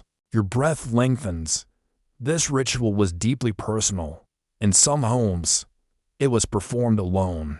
In others, lovers shared it in silence, and in many households, especially among women, it became an unspoken morning rite. Sisters, friends, handmaids trading gestures of affection, grief, or closeness without words. One tablet from Nipper records a woman gifting her friend a vial of oil with the inscription, "For when your shoulders remember his name." Scholars love the line. It's ambiguous, sweet, perhaps even sorrowful. The Sumerians believed that fragrance lingered longer in memory than sight or sound. Perfumed oil was a time capsule, a promise, a memory worn like jewelry. The act of application mattered as much as the scent itself. You didn't rub it in, you offered it. A devotion, not a habit. You recall now that some oils were used before sleep, too. Not always for seduction, though, certainly for that, too, but also for dreaming. Cedar oil was believed to attract visions of the past. Myrrh was used in mourning, even in dreams. Rose, for love, and frankincense, when one hoped to forget. The woman shifts to your arms, kneading from shoulder to elbow, smoothing the oil along your skin with patient, rhythmic care. You feel yourself re-entering your limbs, awareness returning, like a tide creeping back up the shore. Not all oiling traditions were intimate. In temples, priests anointed themselves with sacred mixtures before approaching the gods. In marketplaces, merchants dabbed perfume at their necks before courting a deal. Even builders before laying a cornerstone, would rub oil on their hands not for superstition, but as a gesture of intention. Yet in the home, it was different, slower, secretive, even. A woman oiling her thighs before meeting her lover. A man setting his wrist and pressing it to his own chest before knocking on a door. These weren't acts of vanity. They were rituals of readiness. Historians debate how widespread these tactile traditions were, whether they were reserved for the upper classes or more common across all households. Evidence supports both. Even the poorest homes kept small bottles or scent stones. One does not need gold to desire softness. The oil reaches your lower back now. A faint sigh escapes you, not from pleasure, exactly, from release, the quiet moment, when you realize just how much your body was holding. The woman smiles again. Your breath is lighter. Another phrase passed down for generations. You think of the night before, of whispers behind curtains, of the lioness charm beside your pillow, of the dream you can't quite recall but still feel echoing behind your eyes. And as the oil works its way into your skin, you begin to understand what the Sumerians meant by tactile memory, the idea that touch is not only received, but stored, that the body keeps what the mind forgets. You glance around the courtyard. Another woman oils her own hands in slow, prayerful movements. A young boy waits as his older brother rubs sandalwood along his neck. Two lovers sit quietly, back to back, sharing a single cloth to dry their arms. No one speaks loudly. No one hurries. The body is a map, they believe here, and oiling is a way of retracing the roads. You thank the woman quietly and rise to your feet. Your skin glows faintly in the morning light. You walk slowly back toward your home, your robe loose, your thoughts looser still. Your shoulders no longer carry sleep, they carry scent, and something unspoken. Your feet return softly to the doorway of your home. The bathhouse steam still lingers faintly in your pores, and the perfumed oils from the courtyard have left a sheen on your shoulders that catches the sunlight just so like warm amber pressed into skin. The mat where you slept is rumpled, its corners curled slightly, as if trying to remember your body. You kneel beside it, not yet ready to fold it away, and that's when you notice it. Something tucked beneath the edge of the mat, small, wrapped in linen. You pause, fingers hovering above it. Then gently, carefully, you lift the cloth aside and find a token, not large, not heavy, just a rounded bead of polished black stone, pierced clean through the middle. Beside it, a single fig, slightly wrinkled, sweet-smelling, a gift, a gesture, a quiet, veiled message. In summer, tokens like these were often left beneath a lover's sleeping mat, not boldly, not with declarations, but with subtlety, tenderness, and just enough mystery to make the heart stir. You hold the bead in your hand. It's cool, impossibly smooth, the kind used in amulets or woven into intimate jewelry anklets, waist chains, or strings tied beneath robes. The Sumerians were fluent in the language of gesture. They understood that affection did not always require words. A date left on a sill, a hair ribbon retied, a single footprint brushed into ash and left beside a door. And beneath a mat. Was the most intimate placement of all. You remember stories half whispered, half myth of lovers who left tokens to mark not only affection, but memory. This is what I saw in you. One tablet reads, beside a sketch of a river stone. Another, for the hollow beneath your spine, where I once placed my breath. Some tokens were playful small figures of animals, smooth feathers, rings carved from shell. Others were suggestive or symbolic, to fig seeds pressed together in wax. A knotted cord, a carved eye, to say I see you still, sometimes. Gifts weren't even meant to be found right away. They were left for later, for discovery during a pause in routine folding a mat, brushing aside the dust. You press the bead against your palm and sit cross-legged beside the mat. The fig rests beside your knee, ripe and fragrant, the kind that leaves syrup on the tongue. You do not eat it yet. You simply look at it and wonder, who Was it someone from the bathhouse? Someone you passed in a courtyard who looked a moment too long? Or perhaps it was the presence you felt beside your mat last night, real or imagined. But warm nonetheless. Sumerian courtship was rarely theatrical. Public affection was regulated, modest, but in private they had an artistry for longing, a single oil-stained note beneath a cup, a lock of hair bound in ribbon and sealed in clay. They understood suspense, delay, the pleasure of unknowing. Historians often debate the nature of these tokens. Were they genuine, heartfelt gifts or transactional gestures, folded into the rhythm of temple or household life? Some argued they were simply polite rituals, a leftover fig from a shared meal, a bead fallen from clothing, mistaken for affection. But the way they were left intentionally, precisely suggests more. One clay fragment from Lagash describes a woman who received a lotus bead beneath her mat. She wore it for years, until it cracked. Then she buried it in the garden and wrote, "Now he is in the roots." You glance again at your own bead. There are no inscriptions, no markings. Just the hole, cleanly bored, waiting for a string or a promise. You rise and walk to the small wooden chest where you keep personal items, a scarf, a pouch of salt, a folded slip of cloth perfumed with yesterday's cedar. You place the bead gently atop the pile, not to hide it, but to honor it. As for the fig, you set it near your lamp, where it catches the morning light. Maybe you'll eat it later, maybe not. In summer, some said the fig was the fruit of confession. Not loud confessions, but the kind that unfolds slowly, through closeness and shared space. If someone left you a fig, it meant, "I dreamed of you," or "You left something in me," or simply, "Remember me tonight." You fold your mat neatly, running your fingers along its edge one last time. The floor beneath it is warm, not from the sun, but from your own sleep, your own breath, and perhaps someone else's wish.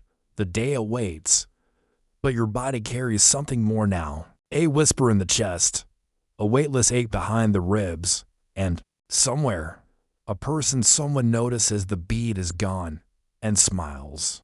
You step into the light slowly, the bead left behind, the fig untouched on its small dish, the scent of oil still lingering faintly at your collar. The sun has now climbed far enough to warm the clay tiles, and the streets begin to murmur with life. Birds chatter softly in the beams overhead, and the market is waking. In summer, morning meant many things, but for the body and the heart, it often meant spices. Not only for cooking, and not only for scent, but for restoration, for remedy, for readiness. You walk the winding path toward the market square, drawn by the smell of crushed coriander and sun-warmed cardamom drifting on the breeze. The spice sellers are already unfurling their wares, baskets of dried ginger root, bowls of powdered cinnamon, fragments of saffron like golden threads tangled in linen. A man grinds black pepper with a stone mortar while humming. A woman pours crushed mint into a jar and ties it with twine, murmuring a blessing under her breath. And above it all the honey-sweet, musky perfume of sumac and rose hips warmed in clay dishes. You move among them without speaking, just inhaling. The Sumerians did not think of spices as mere flavors. They believed them to be energies slow, powerful, shaped by the earth. Some invigorated the blood, some soothed the stomach, some quietly were known to wake the soft places. As one old merchant once said with a wink, you pause beside an older woman's stall. Her table is narrow but crowded, dried figs laced with clove, candied dates wrapped in vine leaves, and a small row of ceramic jars, each marked with a different symbol: sun, moon, serpent, lily. She gestures to one. This one's for dreamers who don't want to forget. You raise an eyebrow, and she adds, a mix of thyme, violet, and ash root keeps the memory of the night sweet on the tongue. You consider purchasing it, but instead you ask, and for those who wish to forget, she points silently to a different jar. No label, just a deep blue glaze, cracked with age. Summer was a culture that believed memory lived not only in the mind, but in the body's tissues and the breath, the sweat, the curve of the tongue. And so their market remedies were not just medicinal, they were emotional. A man with a tight chest was offered licorice root soaked in honey. A woman with eyes too wide in the morning was handed sleep thistle wrapped in wool. Lovers were sold perfumes that softened the throat and stirred the skin. You reach for a pouch of powdered anise and hold it up to your nose. Sharp, clean, bittersweet. It reminds you of the temple incense but gentler. A memory in scent. Perhaps from a dream. Perhaps from something older. Historians still debate the line between medicine and magic in these markets. Some argue that spice sellers were early physicians, carefully blending for balance. Others suggest they were more like dream interpreters mixing hope and scent with a pinch of theatrics. The truth, as always, probably lives somewhere in between. The old woman at the stall smiles as she wraps your anise in cloth. She doesn't ask what you'll use it for. She doesn't need to. In summer, buying a spice was like telling a story. You didn't always explain it aloud, but those nearby understood the shape of it. You tucked the bundle into your robe and wandered deeper into the market. A young man calls out, offering powdered pomegranate peel for unquiet hearts. Beside him, a girl sells tiny vials of something dark and sticky molasses steeped with wild dates and black pepper. She leans close and whispers, "If you rub it on your wrist before sleep, your dreams will be warmer." You laugh quietly, then move on. In another corner, two women sit cross-legged on a mat, quietly mixing dried herbs into wax. One scoops the paste into a clay mold shaped like a tiny foot. She says, "To leave behind when you go," and the other replies, "Only if you want to be followed." You smile. You understand. Every scent in this market tells a secret. Ginger speaks of desire barely spoken. Basil whispers of absent lovers. Bay leaf remembers arguments soothed. And cardamom is for those who want to stay soft, even when they're tired of trying. Your fingers trail across a small dish of orish root. You press a pinch between your thumb and forefinger. It smells faintly of dusted linen and crushed violets. You close your eyes, and for a moment, you're back in your chamber, the mat warm, the fig still uneaten, the bead heavy with silence. The wind shifts, and someone behind you murmurs a name not yours. But it makes your stomach stir. You look over your shoulder. No one's looking at you, but your skin remembers the name anyway. You return to the woman's stall and purchase a small jar of the dream sweet mixed thyme, violet, ash root. You're not sure if you'll use it tonight or if you'll simply keep it close. Sometimes, in summer, that was enough to carry a scent to hold a story folded in cloth, to smell like something that mattered. You leave the market as the sun grows stronger. The clay tiles beneath your sandals are hot now. You loosen your robe slightly. The bundle of spice presses faintly against your chest. You carry it home, and with it, whatever the night left behind. By the time you return home, the sunlight has warmed your courtyard's threshold, and your shadow trails behind you like a sleepy companion.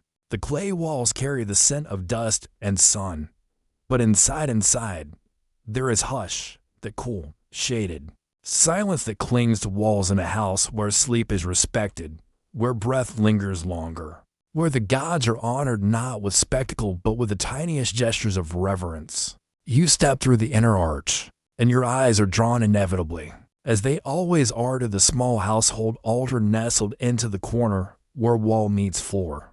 It's no larger than a footstool, no grander than a well-kept table. But here, much of your dreaming life takes root. The Sumerians loved their gods, but they did not demand shrines of towering opulence to please them. Not in the home, in the domestic sphere.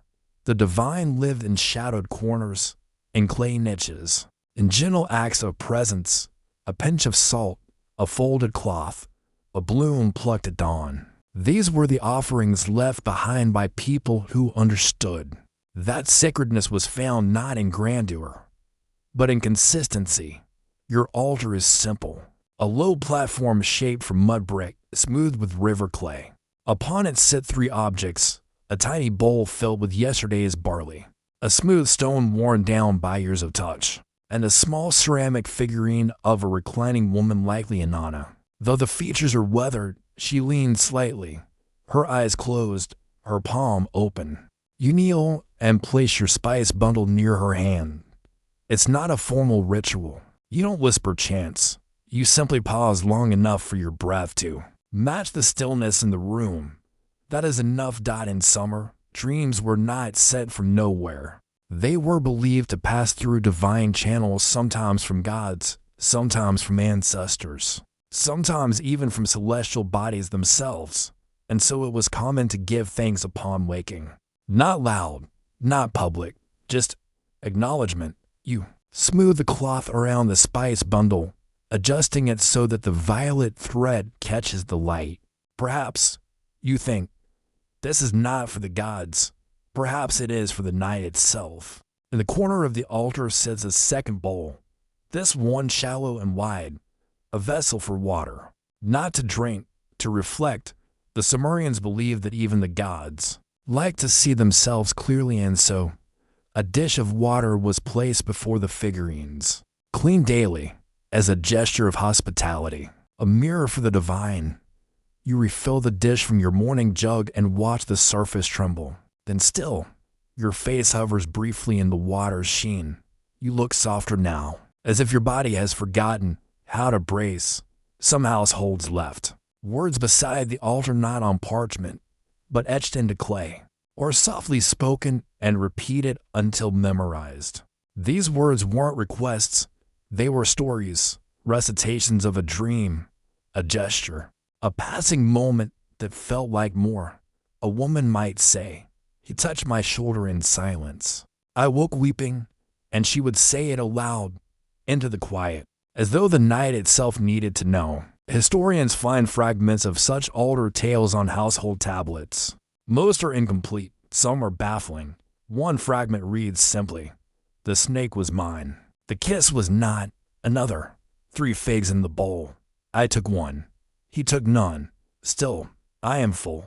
Were these memories, prayers, inside jokes between mortal and God? We may never know. But what they remind us is that Sumerians lived in conversation with their gods, with their dreams, with the quietest parts of themselves. You trace your finger along the base of the figurine. The clay is cool, slightly rough. You imagine others doing the same, mothers before nightfall, grandfathers after a storm, a sister who whispered a secret into her palm and left it cupped beside the goddess. In some homes, these altars held small tokens of intimacy, a dried bloom from a lover's garland, a carved ring wrapped in cloth, even a sandal strap, once kissed, then set aside, not for idolatry, for safekeeping, for remembering what the night revealed and what daylight might ask you to forget. You consider leaving your bead here, the one from beneath your mat. But no, not yet. That's a story still unfolding. For now, you simply place a sliver of dried fig on the altar's edge. Sweetness offered back to the silence from which it came. Outside, a breeze picks up, slipping through the open window and rustling the linen draped across the ceiling. The sound is like fingers brushing a heart. You inhale, exhale, and close your eyes for a moment longer. You do not speak, but in your mind, the offering is clear. Thank you for the night. Thank you for the dream. Thank you for the silence I carry into the day. You rise. The altar remains behind you, untouched in its small gravity, a corner of the world where sleep still breathes. And as you move into the light, your shoulders remain soft. Your breath steady. And your footsteps leave no sound at all. By midday, the world has resumed its rhythm. The marketplace is loud now, potters shouting prices, children playing with clay marbles, dogs barking at shadows that do not concern them. You sit beneath an awning of woven reed, sipping cool barley water, the bead tucked safely in your pouch, the dried fig still uneaten.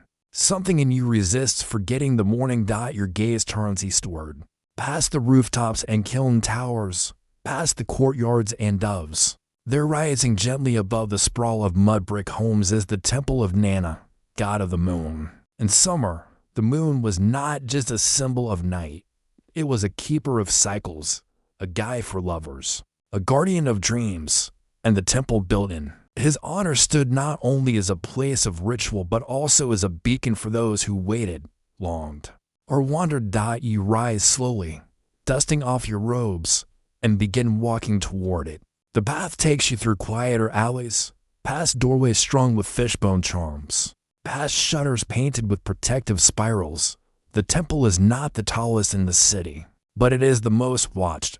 No matter where you stand in the ziggurat of Nana seems to hover in your periphery like a thought you haven't finished having. As you approach, the noise of the day begins to fade.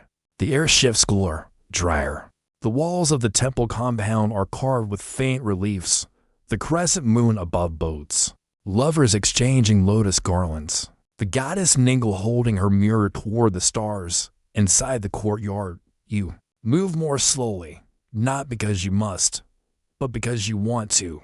The stones here are warm, but not harsh. The silence is not empty. It hums. In one corner, beneath an open colonnade, sits a pair of figures carved in alabaster, man and woman, side by side but not touching. His eyes are lifted, hers are closed. Between them, a small pedestal, upon which rests a single painted flower. This is the waiting pair, as they're sometimes called. No formal name remains, no inscription, just this image. Two figures caught in pause, not apart, not together, waiting. Sumerians believed that the moon, unlike the sun, did not demand resolution. Under moonlight, ambiguity could breathe. Desire didn't have to culminate. It could simply be. Waiting was sacred. You recall an old temple story, half history, half myth, of a scribe and a singer who met only in dreams. Each would visit the temple on alternating nights, leaving behind tokens for the other. A coin warmed in the hand, a thread soaked in lavender. They never met, not in daylight, but their offerings piled like prayer. One day, the temple priest found the inner chamber lined with figs and poems, unsigned. They swept nothing away. Some scholars say the tale is apocryphal. Others point to fragment tablets that seem to reference such an arrangement. He brought me oil without seeing me, one reads, and I sang into a bowl he would later drink from. The temple of Nana became known, over time, as a place not just of prophecy but of private longing. Those with unanswered questions came at twilight. Those with unanswered hearts came at noon. Some lit incense. Others simply sat, letting the weight of the temple press gently against the places they could not name. You find a shaded step in. Sit quietly. Before you, a young woman lays a fig on the steps, smoothing her skirt as she rises. She glances once at the alabaster pair, then turns and disappears. Was it for someone who would see it, or someone who never would? In Sumerian belief, the moon did not grant wishes. It held them, stored them, let them ripen or fade, or return unexpectedly years later. This was its mercy. It remembered for you. You pull the bead from your pouch, turning it over in your hand. The hole in its center still carries warmth from your skin. You consider placing it here, beside the pedestal, a second flower beside the first. But something in you hesitates. Not yet, not here. The waiting pair has waited long enough without your story. You tuck the bead away again and rise. As you move through the colonnade, your fingers trail across the stone. It is rough in places, smooth in others. Like memory. Outside, the wind carries the scent of fresh bread and oil lamps. The sun is easing toward the far edge of the sky. Your feet know the way home, but your thoughts linger here, among carvings and shadows and moonlight. In the world of Nana, not all love needs to end in embrace. Some loves are best kept just out of reach. Too long is to remember you're alive.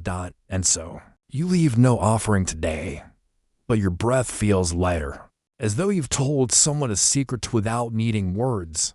The temple fades behind you. The sky dims slightly, and the bead in your hand feels heavier now, not burdened. Just full.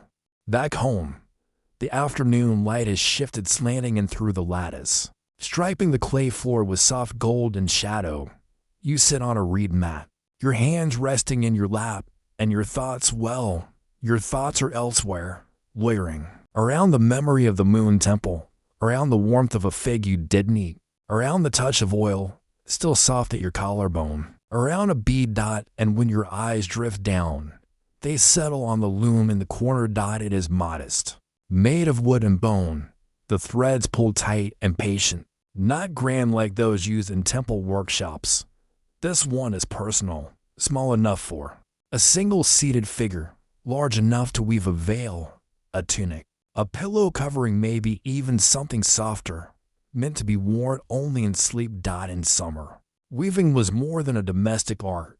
It was a kind of silent language.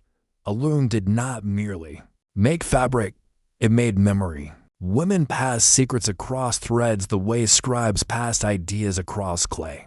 You rise and approach the loom. There is a half-finished cloth waiting, patterned in pale indigo and faded peach. Threads dyed with crushed flowers and wine. You touch the warp lightly. The tension is just right. The Sumerians believed that the soul traveled more safely through sleep when wrapped in handmade cloth. Not any blanket would do. It had to be threaded with intention, stitched with hours, softened by oil and night air. A sleeping cloth, it was called, sometimes worn, sometimes simply placed beneath the head.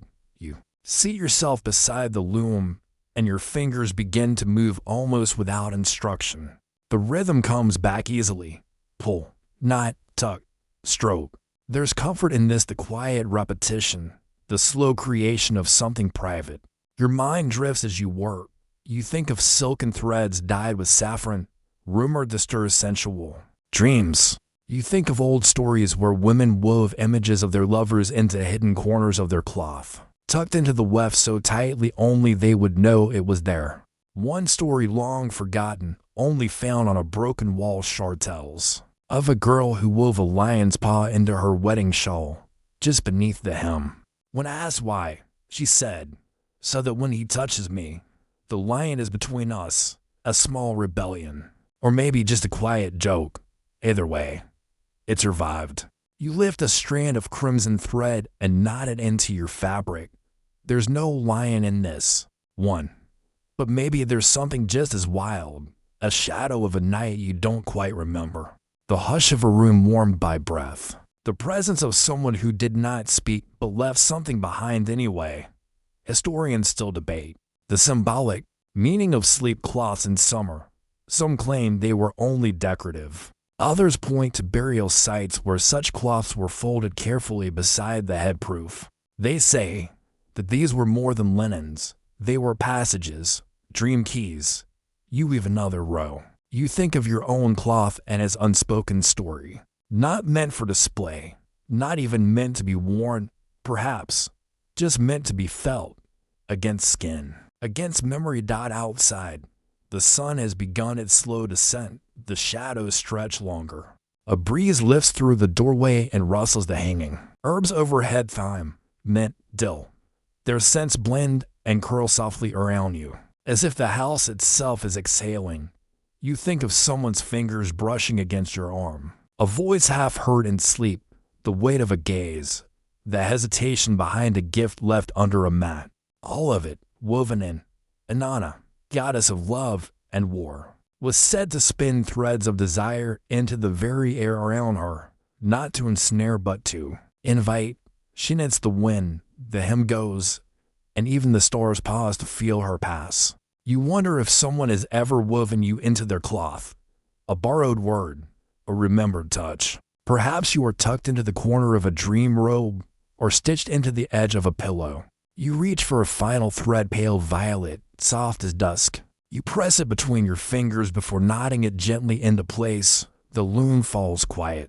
Your hands rest. The fabric lies across your lap, incomplete but full, not perfect, not even beautiful, but honest. You fold it gently, lay it beside your mat, and smooth the fringe.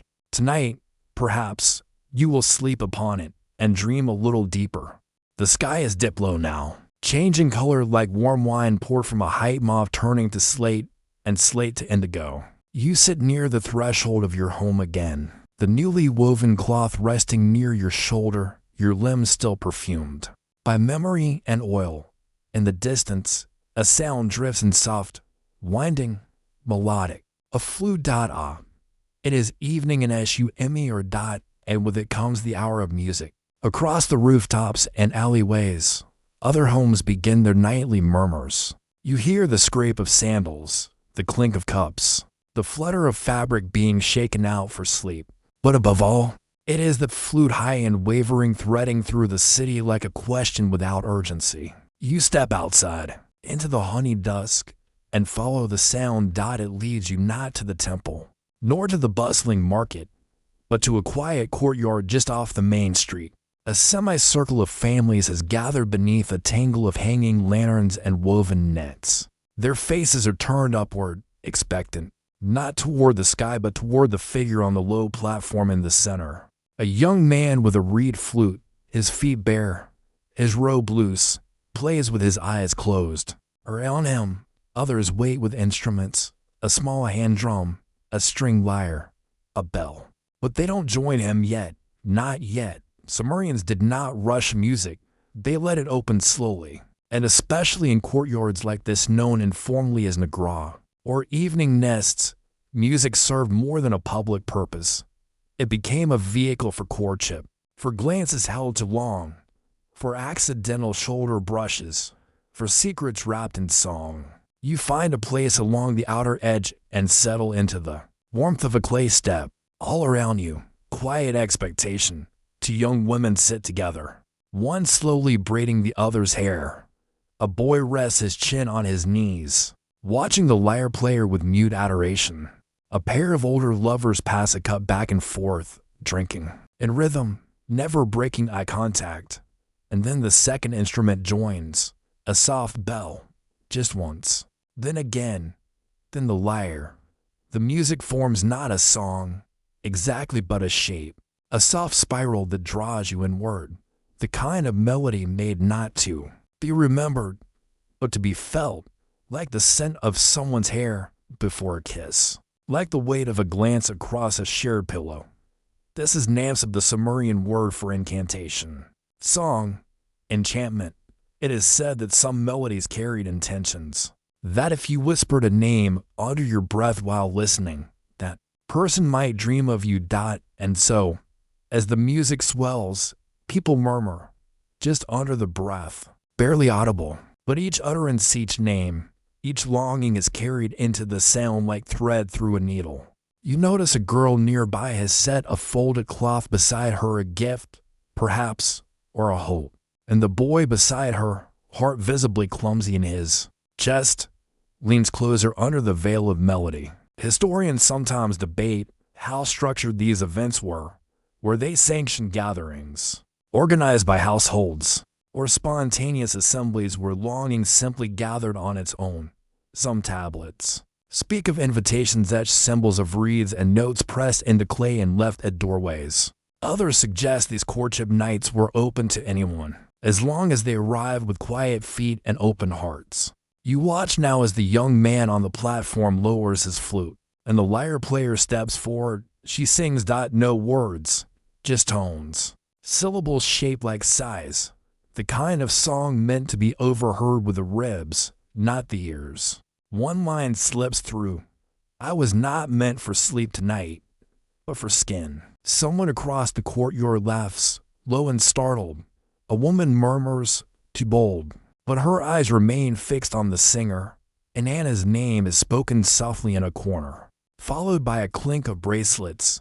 Her spirit was often called upon, and these spaces not as goddess of battle, but as protector of flirtation, seduction, and sacred chaos. Let the night misbehave. The saying went, let her dance in linen.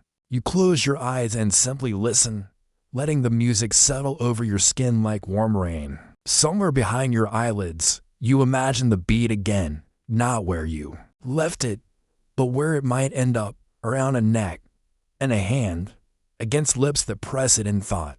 Some of the couples around you begin to slip away, one by one, not all together.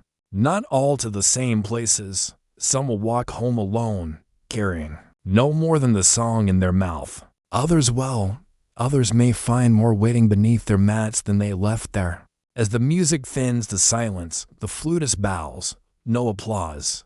Just nods, smiles, shared glances. Someone drops a fig in a small bowl at the platform's edge. You rise quietly, the night folding around your shoulders like a second robe. The fig-scented air follows you home, and as you cross your own threshold once more, you feel something change in the space behind your heart.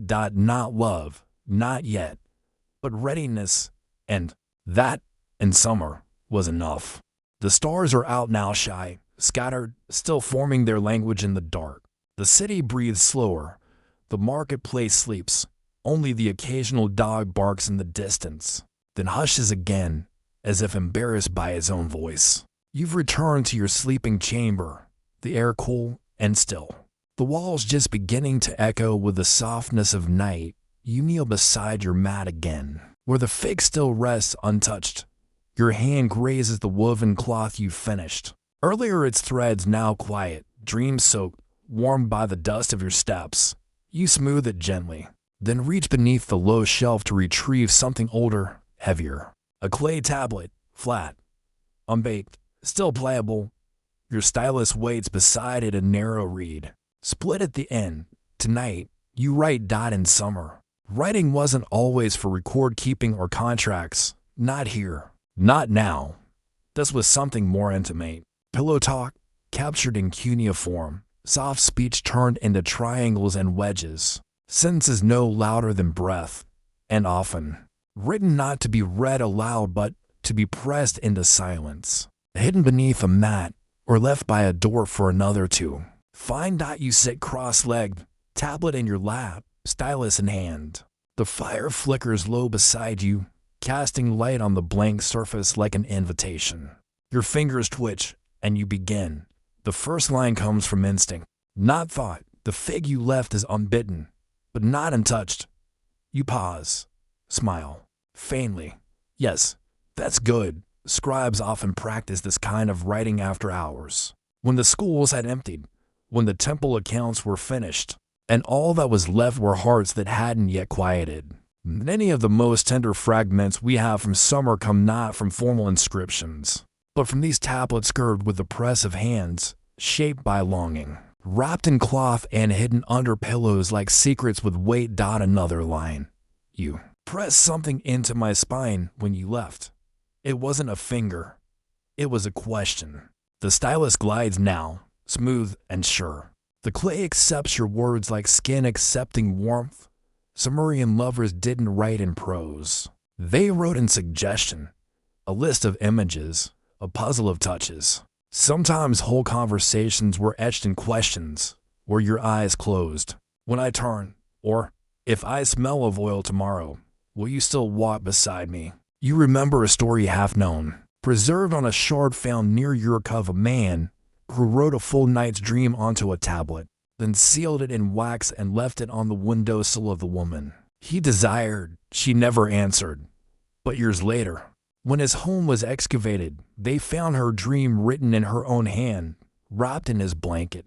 Tonight, you do not write a dream. You write its shape, the shape it left behind on your ribs. My mat was wide, but I only slept on the half your breath touched. Your stylus slows. You sit for a moment, clay warming beneath your fingertips. The fire crackles, and a moth flutters past your cheek. There's something achingly beautiful about pressing your thoughts into clay, a medium so permanent, yet so tender in its moment of creation. Each stroke carries pressure, angle, hesitation. These tablets are not typed, they are felt.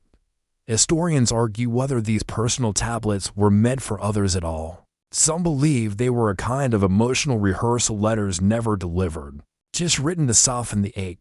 Others suggest they were ritualistic, offerings to a nana or nana, left at household altars or burned at dawn. The truth, as always, shifts with the silt. You tilt the tablet in the firelight, rereading what you've written. No names, no locations, but the person it speaks to will know if they ever read it. One final line. I do not need your answer. Tonight, I only need your absence to stay soft. You blow gently across the surface to set the indentations, then wrap the clay in a strip of linen. Not sealed, not signed, just protected. And where will you place it? You consider the altar, but no. That space belongs to silence, to reverence, not a dot instead. You slip the tablet beneath the edge of your mat, right where the bead had once been. A trade. Perhaps one secret for another. The air smells faintly of mint and dust. Your body, though tired, carries a strange electricity. That pulse of having spoken without sound. Outside, the stars shift, slowly, as if listening. And inside, you press your palm briefly to the linen bundle under your mat. Not a prayer, not a plea. Just a promise that tomorrow, or the next night, or the night after that you might find another tablet in its place. Something unreadable and unforgettable. The lamp burns low now, casting its last breath of amber light across your chamber walls. Outside, even the dogs have gone quiet. The city seems to be holding its breath. Wrapped in the final hush before deep night, your mat is unrolled. Your fingers trail once more over the woven cloth you made, now folded gently beneath your head. The linen-wrapped tablet rests under its edge, holding your unspoken thoughts. But sleep doesn't come just yet. You're waiting, not for footsteps, not for a voice, just for the silence to gather dot in summer. This time of night held a name, not a formal one, not etched into tablets or recorded in temple hymns, just whispered from mother to daughter, from old scribe to young lover. It was called the Namhua, the soft pause. The moment just before the body gives itself to sleep, when the mind slows and the heart listens. Not everyone entered it the same way. Some did it with incense cedar, myrrh, or the last breath of sage. Others with low humming syllables, repeated not as prayers, but as a balm against the day. And some entered the pause through shared stillness to bodies, side by side, not touching, not speaking, just listening to the space between them fill with warmth. You lie down slowly, the cloth adjusting beneath you like a held breath. The walls hold traces of the day heat in the brick, light in the plaster, a faint print where your shadow often leans, and then a sound, not loud, barely there. Breathing. Another person in the chamber. No movement, no speech, just presence. It may be imagined or not. In Sumerian households, it was not uncommon to share sleeping spaces, not always with spouses or lovers, but with companions of many kinds, sisters, friends, servants, even strangers. Sometimes it was out of necessity, but often it was out of comfort, warmth, the need to not dissolve alone into the dream world. The Sumerians believed that silence between people held meaning. In some traditions, silence was a ritual all its own, a form of speech granted only to those who had earned it. You recall one poem from a priestess's tablet. We said nothing. We touched only in shadow. Still, the moon remembered us together.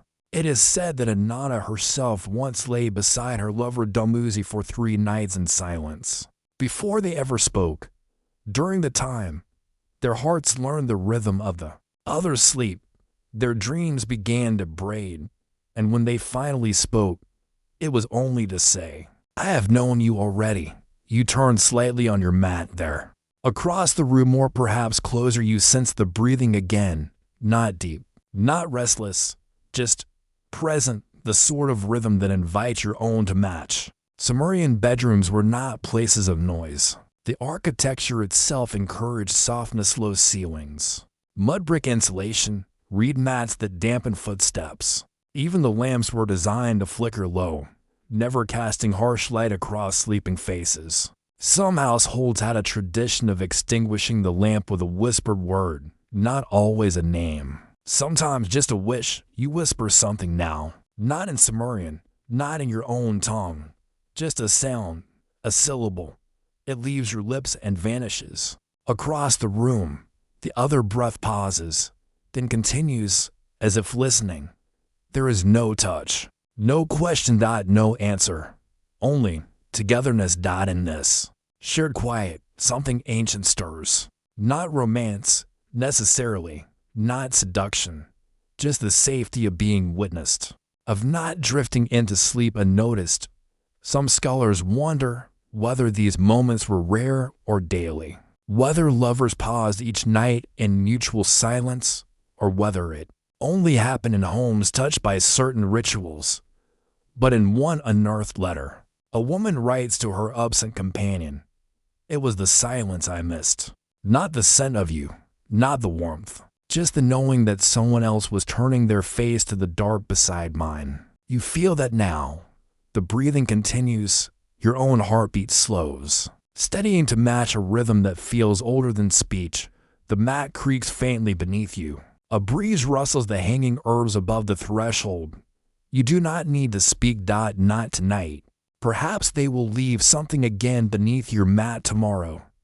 A new bead, a folded note, a second fig, gently split, or perhaps not. Perhaps this silence is the offering.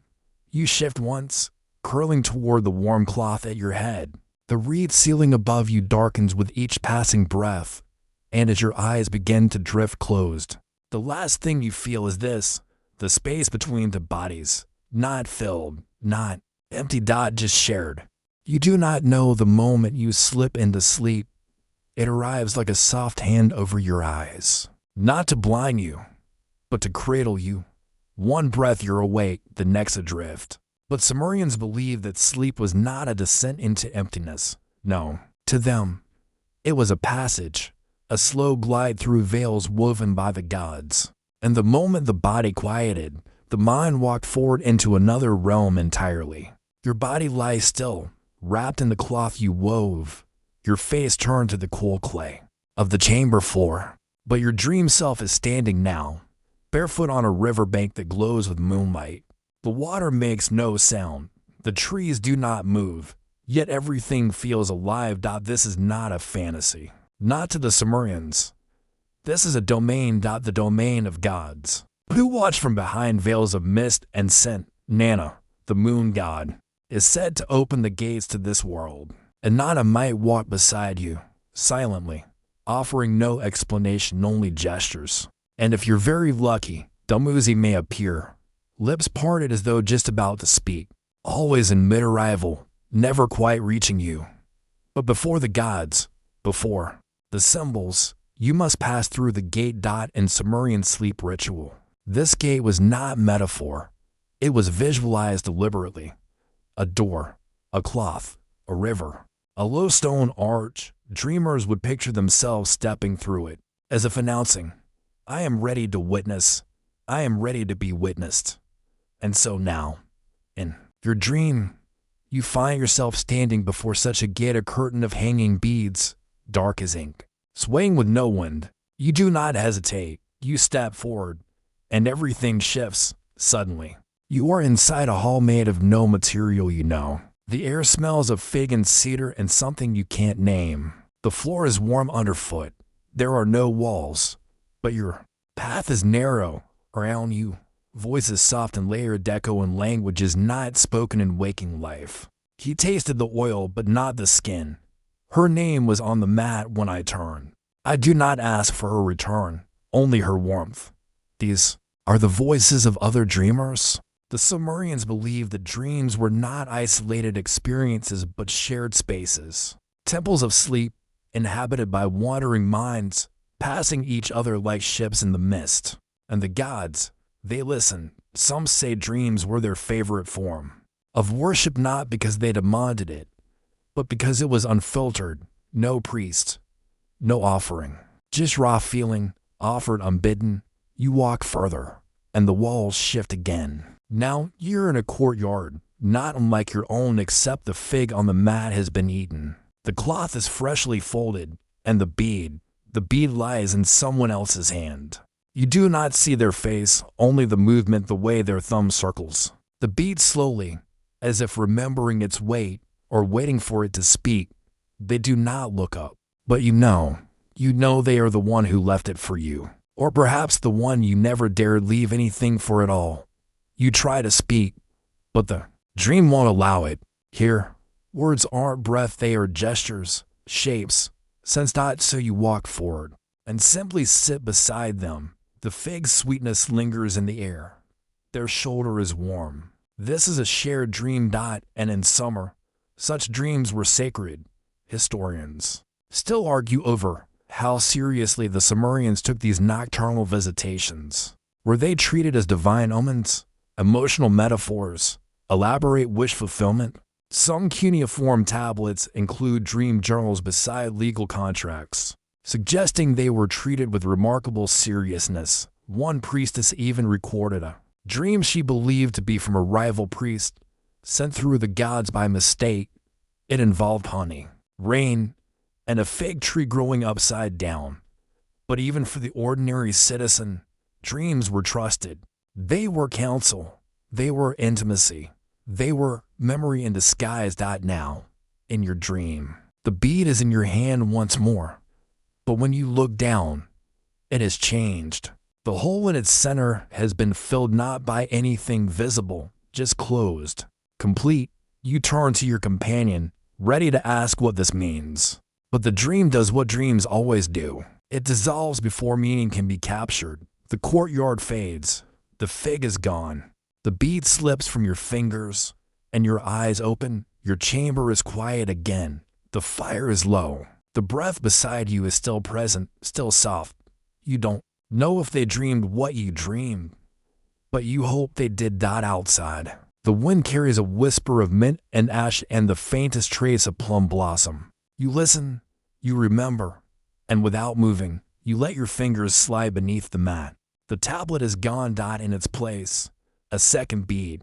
This one is smooth, warmer, perhaps held recently. No note, no fig, just the bead.